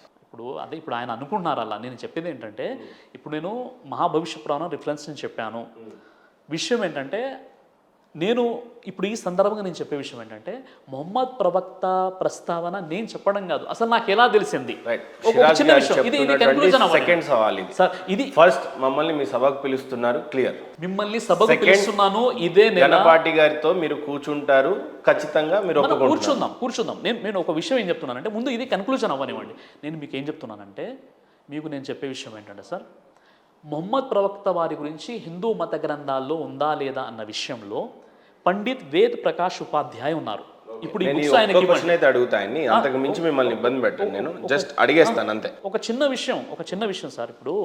ఇప్పుడు మీకు ఏం చెప్తున్నానంటే, ఇప్పుడు పండిత్ వేద్ ప్రకాష్ ఉపాధ్యాయ ఉన్నారండి. ఈయన ఎంఏ సంస్కృతం.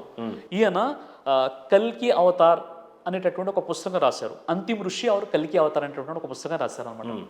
ఆయన బుక్ యొక్క తెలుగు ట్రాన్స్లేషన్ ఇది మీరు ప్రింట్అవుట్ తీసుకోండి. ఇది మొత్తం కూడా ఆయనకి ఇవ్వండి. ఎవరు? సంతోష్ ఘనపాటి గారికి నా తరపున ఒక గిఫ్ట్ అని, లేదా నేను బుక్ ఇచ్చి వెళ్తాను, అది మీరు ఇవ్వండి. తర్వాత ఇది ఒక బుక్. ఇదేముంది? కల్కి అవతార్ ప్రవక్త మొహమ్మద్ సల్లాం. నిజంగా ప్రవక్త మొహమ్మద్ వారు కల్కి అవతార్ ఎలా అవుతారు? ఏ ఇయర్ లో దీన్ని ప్రింట్ చేశారు ఏమన్నా ఉందా సార్ దాని మీద? ఇప్పుడు కంప్లీట్ గా డీటెయిల్స్ ఉన్నాయండి. శ్రీరామండి గురువు గారి గుడికి వెళ్ళారు, వచ్చాక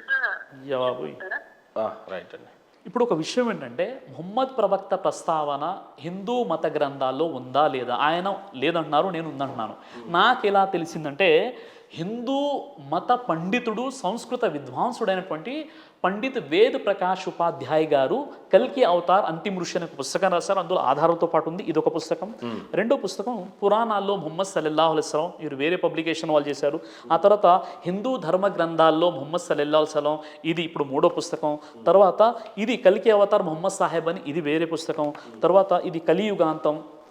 ఈ విధంగా ఇన్ని పుస్తకాలలో ప్రవక్త ముహమ్మద్ సల్లల్లాహు అలైహి వసల్లం వారి యొక్క ప్రస్తావన ఉందండి. ఈ పుస్తకాల్లో నిజంగా ఆయన ఎప్పుడు వస్తారు, ఎక్కడ వస్తారు, ఎలా ఉంటారు, రూపురేఖలు ఎలా ఉంటాయి అన్న విషయాలు కూడా ముహమ్మద్ ప్రవక్త గురించి చెప్పబడ్డాయి. ఈ పుస్తకాల్లో ఉంది కదా. ఇప్పుడు ఒక వ్యక్తి నోటి మాటగా చెప్పడం వేరు, అది ఒక ప్రింట్ అయినటువంటి పుస్తకాలు. ముహమ్మద్ ప్రవక్త వారు మళ్ళీ తిరిగి వస్తాడు అనేది రాస్తుందండి సార్. ముహమ్మద్ ప్రవక్త వారు రారండి, మళ్ళీ తిరిగి వస్తారా? ఆయన తిరిగి రారు. ముహమ్మద్ ప్రవక్త వారు రారు. ముందు ఈ విషయాన్ని మీరు కంప్లీట్ అయిపోతే వేరే విషయంలోకి వెళ్ళిపోదాం. నేను చెప్పే విషయం ఏంటంటే, ముహమ్మద్ ప్రవక్త వారు వేదాలలో ఆయన నరాశంస అంటే యో నరో ప్రశస్యత అంటే ఏ నరుడైతే ప్రశంసింపబడతాడో, ముహమ్మద్ అనే అర్థానికి ప్రశంసింపబడేవాడు. ఆ తర్వాత ఆ నరాశంస ఎవరో కాదు, ముహమ్మద్ ప్రవక్తాన్ని వేద ప్రకాష్ ఉపాధ్యాయ్ చెప్పారు విషయాన్ని, లక్ష్మీ శంకరాచార్య వారు చెప్పారు విషయాన్ని, శ్రీ రవిశంకర్ గారు కూడా ఒక ప్రోగ్రాంలో అవునండి వేదాల్లో ముహమ్మద్ ప్రవక్త ప్రస్తావన ఉందని చెప్పారు. పురాణ్ పాతదా వేదాలు పాతవా? సార్ ఈ టాపిక్ కంప్లీట్ అయిపోనివ్వండి. నేనేం చెప్తున్నానంటే, ప్రవక్త ముహమ్మద్ వారు వస్తారు అన్న విషయంలో ఇన్ని పుస్తకాలు మీకు చూపించానండి. మీకు హిందీలో కూడా ఉన్నాయి, తెలుగులో ట్రాన్స్లేషన్ కూడా ఉన్నాయి. ముందు ఈ విషయాలపై ఆయన స్టడీ చేయమని చెప్పండి. రైట్. ఈ విషయాలపై స్టడీ చేసి దీనికి కౌంటర్లు ఇవ్వమని చెప్పండి ఆయన. ఎవరికి? సంతోష్ ఘనపాటి గారి. మరో విషయం ఏంటంటే, ఇప్పుడు ఏదైతే మీరు క్వశ్చన్ అడుగుతున్నారో, ఏం క్వశ్చన్ అడిగారండి? వేదాలు ముందు పుట్టాయా, ఖురాన్ ముందు పుట్టిందా, బైబిల్ ముందు పుట్టిందా? ఈ విషయం మీరు తెలుసుకోవాలి. దీన్ని అడగబోయే ముందు ప్రధానంగా క్రిస్టియన్ సోదరులంతా కూడా క్లెయిమ్ చేసేది ఏంటంటే, సిరాజ్ గారు, బైబుల్ నుండి కాపీ చేసినటువంటి ఖురాన్ ఏ రకమైన దివ్య గ్రంథం కాదు అని ప్రధానంగా ఆరోపిస్తూ ఉంటారు. ఖచ్చితంగా ఖురాన్ అనేది కంప్లీట్గా బైబుల్ నుంచే పుట్టింది. ఆదాం హవా టాపిక్ వాళ్ళది, అబ్రహం అనే టాపిక్ వాళ్ళది, పౌలు అనే టాపిక్ వాళ్ళది. దాని తర్వాత డేవిడ్ రాజుని దావిద్ అన్నారు వాళ్ళు, ఇక్కడ ఇంకో రకమైన పేరు వినిపించింది. అక్కడ నోహార్కు ఉంటే ఇక్కడ నోహార్కు ఉన్నాడు. అక్కడున్న కంప్లీట్ చాప్టర్ అంతా కూడా ఖురాన్ అక్కడి నుంచే కాపీ చేయబడింది. ముందు 2000 సంవత్సరాల ముందు వాళ్ళది అని అంటే మీది 1600 సంవత్సరాల క్రితం అని అంటున్నారు. దీనికి ఫస్ట్ క్లారిఫికేషన్ ఇచ్చిన తర్వాత వేదాలతో వీళ్ళు కాపీ విత్ అదర్ గ్రంథాస్. సార్, ఇప్పుడు వేదాలు హిందూ సోదరులు, హైందవ సోదరులు ఏదైతే వేదాలు విశ్వసిస్తున్నారో అది మనం దీన్ని క్లారిఫై చేసి దెన్ విల్ కమ్ ది వేద. బైబిల్, ఖురాన్. బైబిల్ నుండే పుట్టింది ఖురాన్. ఖురాన్ ఏం కొత్తగా వచ్చినటువంటి గ్రంథం కాదు. ఫస్ట్ అక్కడ గ్రంథం ఎవరితో రాయిస్తాడు? పరిశుద్ధాత్మ శక్తితో రాయిస్తాడు, లేదంటే గాబ్రియల్ దూతతో రాయిస్తాడు. ఇక్కడ ఇంకో దూత ఉంటుంది, దాని త్రూ రాయిస్తాడు. ఇక్కడ ముహమ్మద్ ప్రవక్త వారు కనీసం చదువుకోలేదు, అయినా సరే స్క్రిప్చర్స్ అనేది రాయడం జరిగింది అనేది ప్రధాన వాదన. రైట్. దీన్ని మీరు ఏ రకంగా స్వీకరిస్తారు? ఖురాన్ నుండి, బైబిల్ నుండి ఖురాన్ కాపీ చేశారా అన్న విషయం మీకు అర్థం అవ్వాలంటే, ఇప్పుడు ఖురానులో యేసుక్రీస్తు వారి యొక్క పుట్టుక గురించి, అది పరిశుద్ధమైనటువంటి పుట్టుక. అవును, తర్వాత పుట్టింది కాబట్టి ఖచ్చితంగా అక్కడ ప్రస్తావన వస్తుంది. కాపీ చేసినప్పుడు అందులో ఇప్పుడు కాపీ చేసినప్పుడు ఇది ఎవరైతే కాపీ చేస్తున్నారో వాళ్ళు ఇంకా దీన్ని ఉన్నతంగా చెప్పాలి కదా. ఇప్పుడు దాన్ని సమర్థిస్తూ ఎందుకు చెప్పబడ్డాయి అన్న విషయాన్ని, ఈ కాన్సెప్ట్ మీకు అర్థం కావాలంటే, ఖురాన్లో విషయం ఏముందంటే, మీరు పూర్వపు గ్రంథాలని కూడా విశ్వసించండి. ముస్లింలకు ఒక షరతు ఏంటంటే, కేవలం ఖురాన్ మాత్రమే కాదు, ఖురాను కంటే పూర్వం ఎన్నైతే గ్రంథాలు అవతరించాయో అవన్నీ గ్రంథాలపై మీరు విశ్వాసం కలిగి ఉండండి అని మనకు ఖురాన్ అంటుంది. ఇప్పుడు అదే విధంగా వర్స్లో గుర్తుందా? అయ్యో చాలా వర్సెస్ ఉన్నాయి సూర్య మాయిదాలో, చాలా వర్సెస్ ఉన్నాయి. ఒక వర్స్ చెప్పండి. మీకు పూర్వీకుల మీరు చదివి చెప్పండి ఏదైనా గుర్తుంటే. లేదు మీకు ఇక్కడ దివ్య ఖురాన్ ఉందా మీ దగ్గర? దివ్య ఖురాన్ అంటే నేను తీసుకొచ్చేవాడిని, నేను హడావిడిలో. నేను చెప్పే విషయం ఏంటంటే మీరు మీకు పూర్వము అవతరించినటువంటి గ్రంథాలని కూడా అనుసరించండి. వాటిని మీకు పూర్వం ఏదైతే గ్రంథాలు వచ్చాయో ఆ గ్రంథాలపై కూడా మీరు విశ్వాసం కలిగి ఉండండి. పూర్వం అంటే ముందు బైబిలే పుట్టింది, తర్వాతనే ఖురాన్ పుట్టింది అనేది మీరు చెప్తున్నారు. ముందు బైబిల్ అంటే బైబిల్ అసలు పేరేంటి? ఇంజీల్ అనమాట. ఇంజీల్ బైబిల్గా రూపాంతరం చేయడం జరిగింది. కాబట్టి ఇంజీల్ ఎవరికి ప్రసాదించడం జరిగింది? యేసుక్రీస్తు అంటే ఈసా అలైహిస్సలాం అంటారు. యేసుక్రీస్తుపై ఇంజీల్ అనే పుస్తకం వచ్చింది. అది మార్పు చేర్పులతో అంటే అది ఏంటంటే రూపాంతరం చెంది ఇక్కడ బైబిల్గా వీళ్ళు పిలుస్తున్నారు. కాబట్టి ఏ సోర్స్ అయితే, ఏ దేవుడైతే అక్కడ ఇంజీల్ని పంపించాడు, ఆ దేవుడే ఖురాన్ని పంపించాడు. కాబట్టి సిమిలర్గా ఉంటాయి ఆ విషయాలు, అందులో ఎలాంటి సందేహం లేదండి. ఎందుకు అక్కడ ఆదాం హవ్వనే ప్రస్తావిస్తే ఇక్కడ సేమ్ అదే ప్రస్తావించాడు? ఇక్కడ దావీదు ఉంటే ఇక్కడ దావీద్, అక్కడ డేవిడ్ ఉంటే ఇక్కడ దావీద్ అయ్యాడు, మీ దగ్గర ఇంకొకటి అయ్యాడు. అక్కడ ఇబ్రాహిం ఉంటే అబ్రాహం ఉంటే ఇక్కడ ఇబ్రాహిం అయ్యాడు. ఎందుకు ఈ రకమైనటువంటి తర్జుమా జరిగింది అని అంటారు? పోనీ ఇక్కడ ఖురాన్కి బైబిల్కి అసలు ఏమైనా సంబంధం ఉందా? మీకు విషయం చెప్తాను. సెమిటిక్ రిలీజియన్స్ ఏవైతే ఉన్నాయో, Semitic religions, non Semitic religions అనేటటువంటి రెండు విభాగాలు ఉంటాయి అన్నమాట. సెమిటిక్ అంటే ఏంటి అంటే ప్రవక్త నోవా, అంటే చాప్టర్ నెంబర్ 71 నూహ్ అలైహిస్సలాం యొక్క చాప్టర్ ఉంటుందన్నమాట. అంటే ప్రవక్త నోవా ఎవరైతే ఉన్నారో వారి యొక్క కుమారుడు శామ్ అనమాట. శామ్ సంతానాన్ని సెమిటిక్ రిలీజియన్స్ అని అంటారు. సెమిటిక్ రిలీజియన్స్ ఏంటంటే 1 ఇస్లాం, 2 యూదమతం, 3 క్రైస్తవ్యం. ఈ 3లో సిమిలర్గా ఉండేటువంటి విషయాలు ఏంటంటే దేవుని అస్తిత్వాన్ని నమ్ముతారు, దైవ ప్రవక్తలు నమ్ముతారు, హియర్ ఆఫ్టర్ లైఫ్ని నమ్ముతారు. కాబట్టి ఏ దేవుడైతే అక్కడ ఇంజిల్ని పంపించాడో అదే దేవుడు ఇక్కడ ఖురాన్ని పంపించాడు. మరి అలాంటప్పుడు ఈ సిమిలర్గా కొన్ని విషయాలు ఉంటాయి. ఓకే, సిమిలర్గా కొన్ని విషయాలు ఉంటాయి. మనం అర్థం చేసుకోవడంలో ఇక్కడ అపార్థం జరిగిపోతుంది. మనం అనుకుంటే ఇక్కడ కాపీ ఉద్దేశం కాదు. ఇక్కడ కాపీ అని మీకు ఈ థాట్ ఎందుకు వస్తుందంటే, బాబు ఏ దేవుడైతే ఇక్కడ నీ ఇంజిల్ని పంపించాడో అదే దేవుడు ఖురాన్ని పంపించాడు. మరి అలాంటప్పుడు ఇక్కడ ఆ దేవుని మనం గుర్తించాలి. ఆ దేవుని యొక్క గొప్పతనం అది. అలా కాకుండా ఇక్కడ ఆలోచన ఎలా వస్తుందంటే, లేదండి ముందు మా బైబిల్ వచ్చింది, తర్వాత ఖురాన్ వచ్చింది కాబట్టి ఖురానుడి కాపీ చేశారన్న సంకుచిత మనస్తత్వం రావడానికి కారణం ఏంటంటే, ఒక మూలం ఎవరైతే మూలంగా ఉన్నటువంటి, ఇప్పుడు గాబ్రియేలు దూత, అదే గాబ్రియేలు మొహమ్మద్ ప్రవక్త దగ్గరికి వచ్చింది, అదే గాబ్రియేలు యేసుక్రీస్తు వారి వద్దకు వచ్చేసింది. సోర్స్ మొత్తం ఒకటే. ఇప్పుడు బైబిల్లో కూడా అంటే మీరు అంటున్నటువంటి సేమ్ దైవదూత అనేది అవును అక్కడ వచ్చింది ఇక్కడ వచ్చింది అని అంటారు. అవునండి. ఇప్పుడు సో మీరంతా ఒకటే? మీరంతా కాదండి, మనమంతా ఒకటే. క్రిస్టియన్ మనది తర్వాత మాట్లాడదాం. క్రిస్టియన్ సోదరులు అక్కడున్న బైబుల్ ఇక్కడున్న ఖురాన్ రెండు ఒకటే అంటున్నారు. ఒక విషయం చెప్తాను మీకు నేను. భగవద్గీత ఉందా మీ దగ్గర? భగవద్గీత 4వ అధ్యాయము 1వ శ్లోకంలో ఏముంటుందంటే, భగవానుడు ఎలా చెప్పాను, ఓ అర్జున, ఈ నిష్కామ కర్మ యోగమును నేను పూర్వము సూర్యునికి చెప్పి తిని, సూర్యుడు వైవస్వత మనువుకు ఉపదేశించాను, మనువు ఇక్ష్వాకునకు బోధించాను అని ఉంటుంది అనమాట. సూర్యుడు అంటే ఎవరు? సూర్య భగవానుడు కాదు. సూర్యుడు అంటే మొట్టమొదటి మానవుడు అనమాట. ఇక్కడ అంటే ఈ రాజర్షులు ఋషుల యొక్క ప్రస్తావన చెప్తూ ఇది ఒక సనాతనంగా విషయం. ఇక్కడ గీతలో ఉన్నటువంటి ప్రతి దానికి మీతో విభేదించే వాళ్ళు చాలా మంది ఉన్నారు. దానికి అర్థం అదే అని మీరు అంటారు, అది కాదు అని వాళ్ళు అంటారు.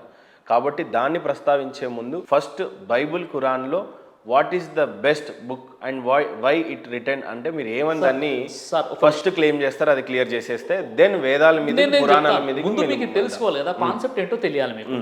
ఇక్కడ ఏదైతే భగవద్గీత 4వ అధ్యాయం 1వ శ్లోకం నేను చెప్పాను, ఈ నిష్కామ కర్మ యోగమును పూర్వం నేను సూర్యుని చెప్తిని, సూర్యుడు మనువునకు ఉపదేశించను, మనువు ఇక్ష్వాకునకు బోధించను అన్న విషయం ఉంటుంది. ఇదే విషయం మీరు ఖురాన్లో చూడండి. ఖురాన్లో కూడా మీరు 42వ అధ్యాయం సూర అషూరా 13వ వాక్యంలో అక్కడ ఉన్నటువంటి విషయం ఏంటంటే, ఈ ధర్మాన్ని మేము మొట్టమొదటిగా నోవాకు అంటే నూహ్ అలైహిస్సలాం వారికి ఉపదేశించాము. ఓ ప్రవక్త, ఇప్పుడు దీనినే మేము నిర్ణయిస్తున్నాము. ఈ ధర్మాన్ని వహీ ద్వారా నీకు ఉపదేశించడం జరిగింది. పూర్వం ఈ ధర్మాన్ని మేము అబ్రాహముకు, తర్వాత మూసాకు, తర్వాత ఈసాకు బోధించాము, దీన్ని స్థాపించండి అని. ఇదే విషయం మీరు బైబిల్లో చూస్తే ఇర్మియా గ్రంథం 6వ వచనంలో అక్కడ మీకు కనిపిస్తుందంటే, మీరు మార్గములను అన్వేషించుడి, పురాతన మార్గం ఏదో కనుగొని దానిపై ఉండండి, అప్పుడు మీకు నెమ్మది కలుగుతుందని ఉందన్నమాట. అంటే ఒక పురాతనమైనటువంటి సనాతన మార్గం. అంటే ఈ సనాతన మార్గానికి సోర్స్ ఏంటంటే ఒకే సృష్టికర్త ఉన్నాడు, ఒకే దేవుడు ఉన్నాడు. కాబట్టి ఆ దేవుడు ఎక్కడైతే ఇప్పుడు ఇప్పుడు వీళ్ళు ఇంజీల్ని అవతరింపజేశాడో అదే దేవుడు ఖురాన్ని అవతరింపజేశాడు. కాబట్టి సిమిలర్గా ఉంటాయి. బైబుల్ ఆవిర్భావం ఎప్పుడు జరిగింది, ఎక్కడ జరిగింది, తొలిసారిగా బైబుల్ ఎవరు రాశారు అని అంటే మీకున్న థియరీ ఏంటి? తర్వాత ఖురాన్ ఆవిర్భావం ఎప్పుడు జరిగింది, ఎక్కడ జరిగింది, మీకున్నటువంటి థియరీ ఏంటి? తర్వాత భగవద్గీత అనేది ఎక్కడ ఆవిర్భవించింది, దానికి ఉన్న కాలమాన పరిస్థితులు ఏ సంవత్సరం అనేది మీరు చెప్తారు క్లియర్గా చెప్పు. ఇప్పుడు చూడండి, వేదాలు తీసుకున్నట్లయితే 4000 సంవత్సరాల పురాతనమైనవి అని చెప్పడం జరిగింది. 4000 సంవత్సరాల పురాతనమైనవి వేదాలు. 7000 అంటారు కొంతమంది, 8000 అని ఘనపాటి గారు చెప్పారు. తర్వాత బిలియన్ సంవత్సరాల క్రితం పురాతనమైన ఎవరు మన ఒక స్వామీజీ వారు చెప్పారనమాట.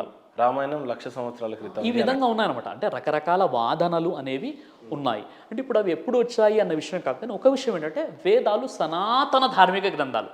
అన్ని గ్రంథాల కంటే ముందు వేదాలు సనాతన ధార్మిక గ్రంథాలు, అందులో ఎలాంటి సందేహం లేదు. మరి ఆ వేదాలలో ఉన్నటువంటి సందేశాన్ని మనం మర్చిపోతున్నాం కదా, దేవుడు ఒక్కడే అని. ఇప్పుడు వేదాలలో నుండి ఉన్న సందేశం అంతా కూడా మీకు అనుకూలంగానే మాట్లాడుతున్నారు తప్పితే గానీ వేదం అనేది అవును సార్ కేవలం నాకు అనుకూలంగా ధార్మికులకు సంబంధించినది అని మాత్రం ఒప్పుకోరు. అవునండి, ఇప్పుడు నాకు అనుకూలం కాదన్నది ఇక్కడ తేలిపోయింది కదా. నేను ఎప్పుడైతే అల్లా అంటున్నానో అప్పుడు మీరు అరబ్బుల దేవుడు, ముస్లింల దేవుడు అంటాను. ఇప్పుడు నేను చెప్తున్నాను కదా, మన దేవుడు అంటున్నాను. ఇప్పుడు మన సర్వేశ్వరుడు, మన సృష్టికర్త, మన భగవంతుడు, మన దేవుడు, ఆ దేవుడి గురించి ఉంది, ఆ ఒక్కరినే ఆరాధించండి. సరే, మన దేవుడి పేరు ఏం పేరు అంటే ఏం చెప్తారు? మన ఇప్పుడు దేవుడు అన్నప్పుడు ఇంకా ఏ దేవుడు అంటే ఇంకా దేవుడు అన్న పదానికి అర్థమేముంది? మరి మీ దృష్టిలో ఏ దేవుడు కానప్పుడు అల్లనే దేవుడు కాదన్నప్పుడు ఎవరు? ఇప్పుడు అల్లాయే దేవుడు కాదని చెప్పట్లేదు. అరబ్బీలో ఆయన్ని అల్లా అంటారు, అరబ్బీలో ఆయన్ని అల్లా దేవుడు అంటాం, వాళ్ళు అల్లా అంటున్నారు.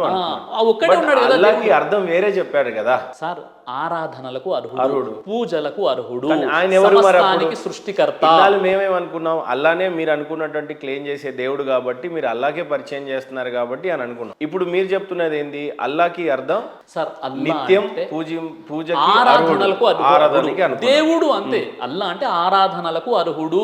ఇప్పుడు ఏ దేవుడు అని అందాం మరి అంటున్నాను నేను. ఈ కన్ఫ్యూజన్స్ ఉంటాయి కాబట్టి మేము ఏం చెప్తాము, దేవుడు ఒక్కడే, నేను కాదనట్లా, కానీ ఆ దేవుడు ఒక్కడే. ఎవరు ఒక్కడు? ఎవరంటే ఒక్కడైనటువంటి ఒక్కడు, ఏకైక దైవం, పుట్టించిన వాడు. సార్ అదే కదా.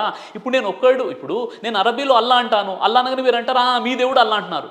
ఇప్పుడు అదే సార్, ఇప్పుడు మనం ఇక్కడ అర్థం చేసుకోవాల్సిన విషయం ఏంటంటే మనందరినీ పుట్టించినప్పుడు మిమ్మల్ని నన్ను మనందరినీ పుట్టించిన దేవుడు ఒకడే కదా, ఒకడేనా కాదా? ఒకడే.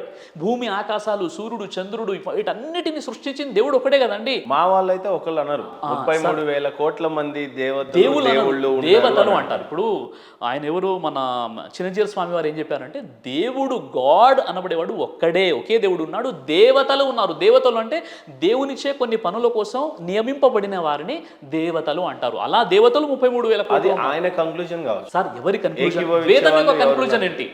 వేదం ఏమంటుంది? ఋగ్వేదం 6వ మండలం 40వ సూక్తం 16వ మంత్రం, ఋగ్వేదం 8వ మండలం 1వ సూక్తం 1వ మంత్రంలో ఏముంది?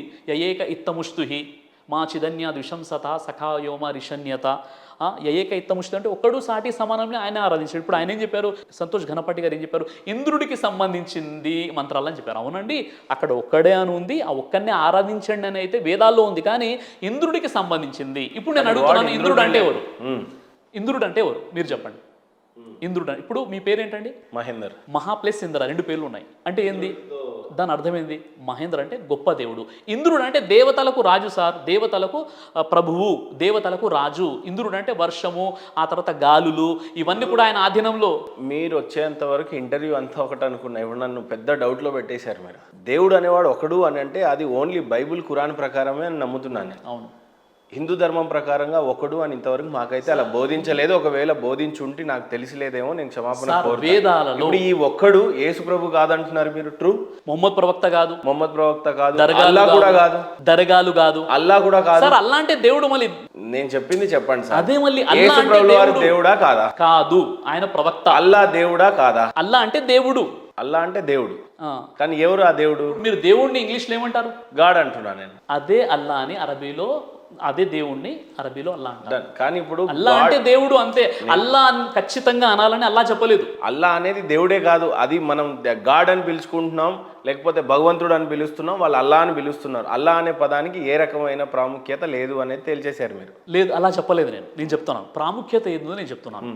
ఇప్పుడు మనం దేవుడు అనగానే మీరు 10 సార్లు అడిగారు ఏ దేవుడు అన్నారు. అంటే దేవుడు, దేవి, దేవత, దేవుళ్ళు అయిపోయిందా? గాడ్, గాడ్స్, గాడెస్ ఇక్కడ అయిపోయింది. కానీ అల్లా అంటే ఏ అల్లా అని చెప్పారు మీరు. కాబట్టి మేము అల్లా అని అంటాము. అల్లా అంటే దేవుడు అంతే. కాబట్టి ఇప్పుడు అల్లా అంటే సార్, ఏ అల్లా ఈ ప్రస్తావన ఎందుకు వచ్చింది? అల్లా అనేది ఏ అల్లా నేను ఎప్పుడు అడగలేదు. కారణం ఏంటంటే అది గొప్పతనం. అల్లా అంటే దేవుడు కాదు అనేది క్లియర్. ఆ పేర్లో గొప్పతనం అది. మీరు అన్నారు కదా అల్లా అంటే అల్లా అంటే దేవుడు కాదు అనేది క్లియర్. అవును, క్లియరా?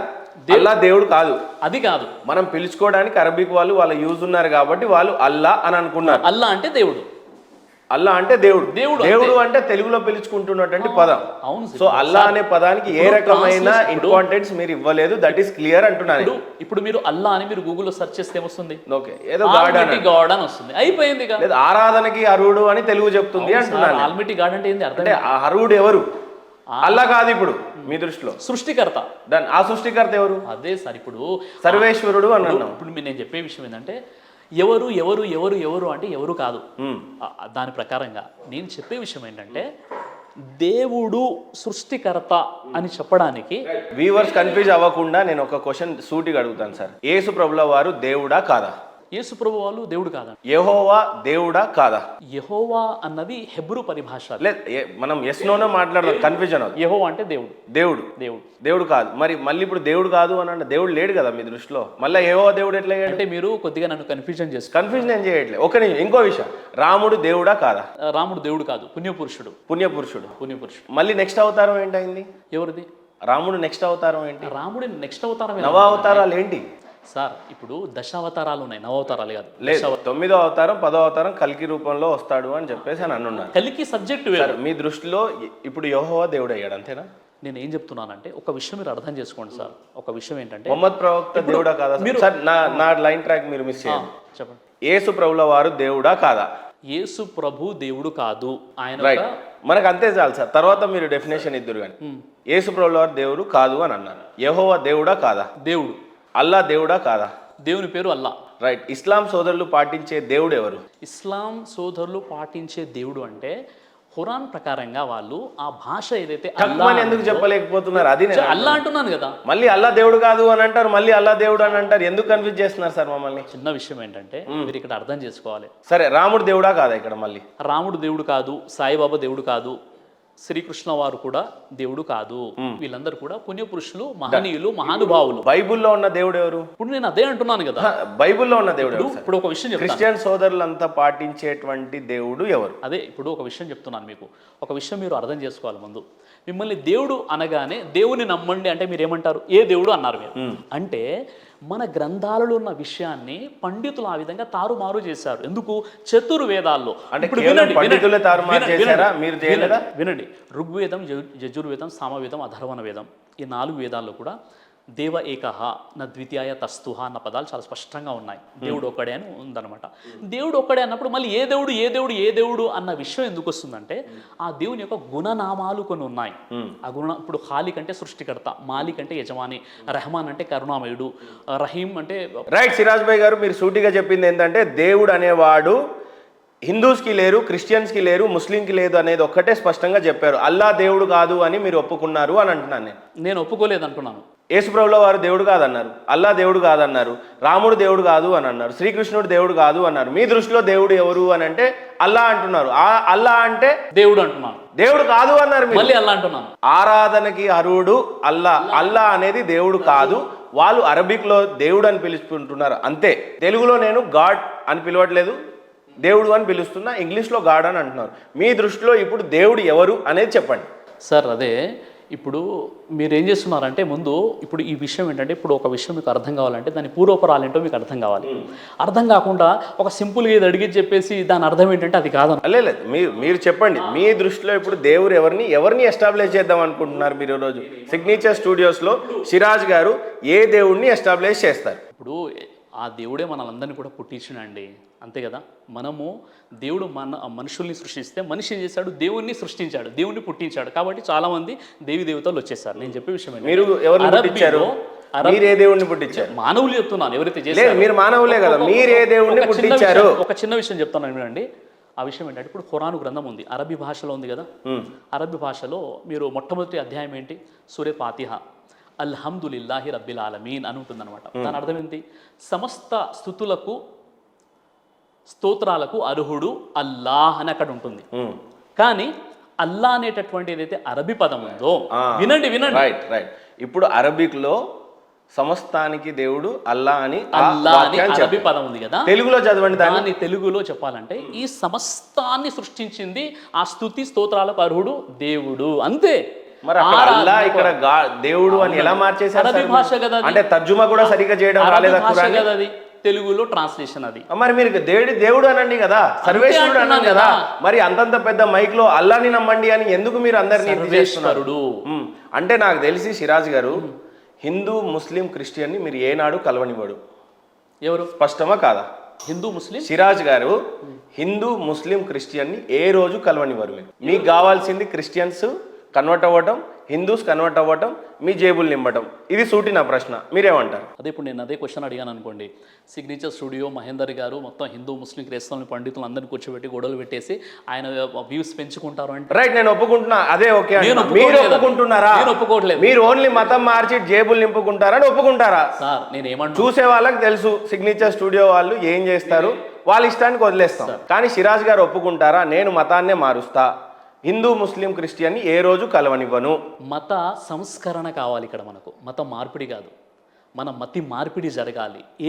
ఏ మత మార్పిడి? ఏ దేవుణ్ణి నమ్ముకొని మార్పిడి జరగాలి? సార్ దేవుణ్ణి, ఎవరో ఒక దేవుని నమ్ముకోవాల్సిన అవసరం లేదు సార్. ఇక్కడ నాకు విచిత్రం ఏంటంటే, మీ దేవుడి పేరు నేను ఖచ్చితంగా అల్లానే చెప్తానని కూర్చుంటారేమో అనుకున్నా. ఈరోజు అల్లా అనేది కాదు అని తేలిపోయింది. అట్లానే కాదని చెప్పట్లేదు, మీకు చెప్పే విషయం ఏంటంటే, సార్ ఇక్కడ భాషాపరంగా ఇప్పుడు ఇక్కడ ఇది వాటర్ ఉంది, మీరు మంచినీళ్ళు అంటున్నారు, నేను పానీ అంటున్నాను, మన ఇద్దరి మధ్య ఇప్పుడు గొడవ.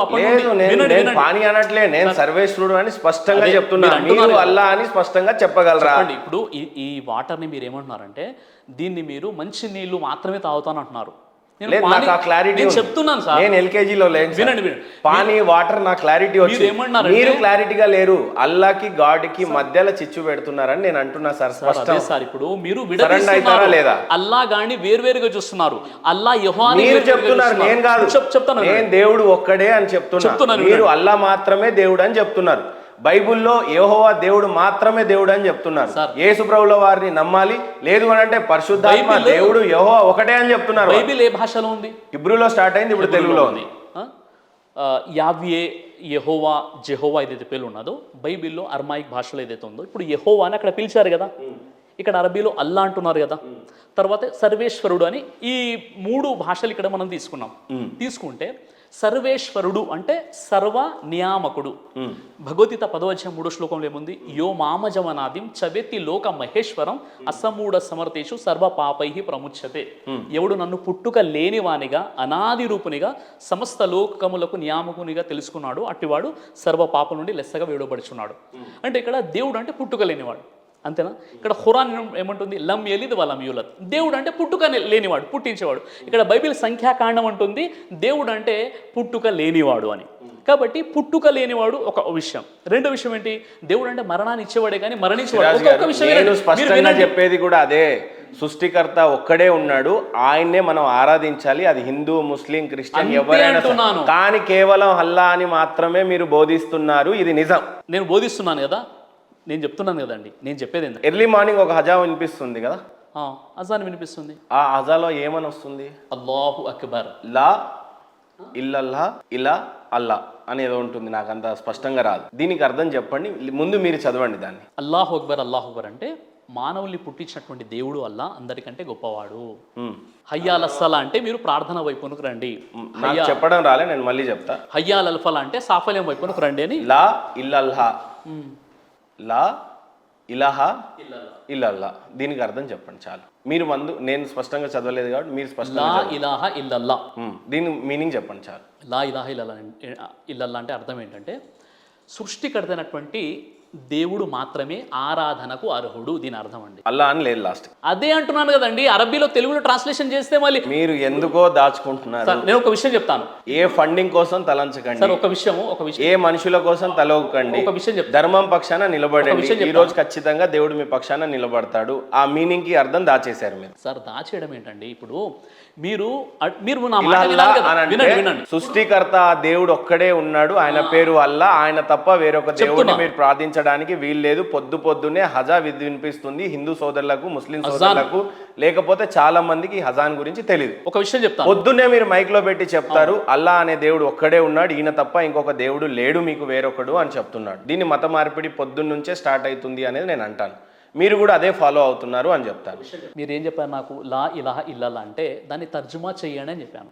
పూర్తి సెంటెన్స్ చేయాలా లేక మీకు ఏదైతే కావాలో అది నేను ట్రాన్స్లేషన్ చేయాలా? ఫస్ట్ ఈ సెంటెన్స్ చెప్పిన తర్వాత పూర్తిగా చెప్పాలి చెప్పాలి కదా.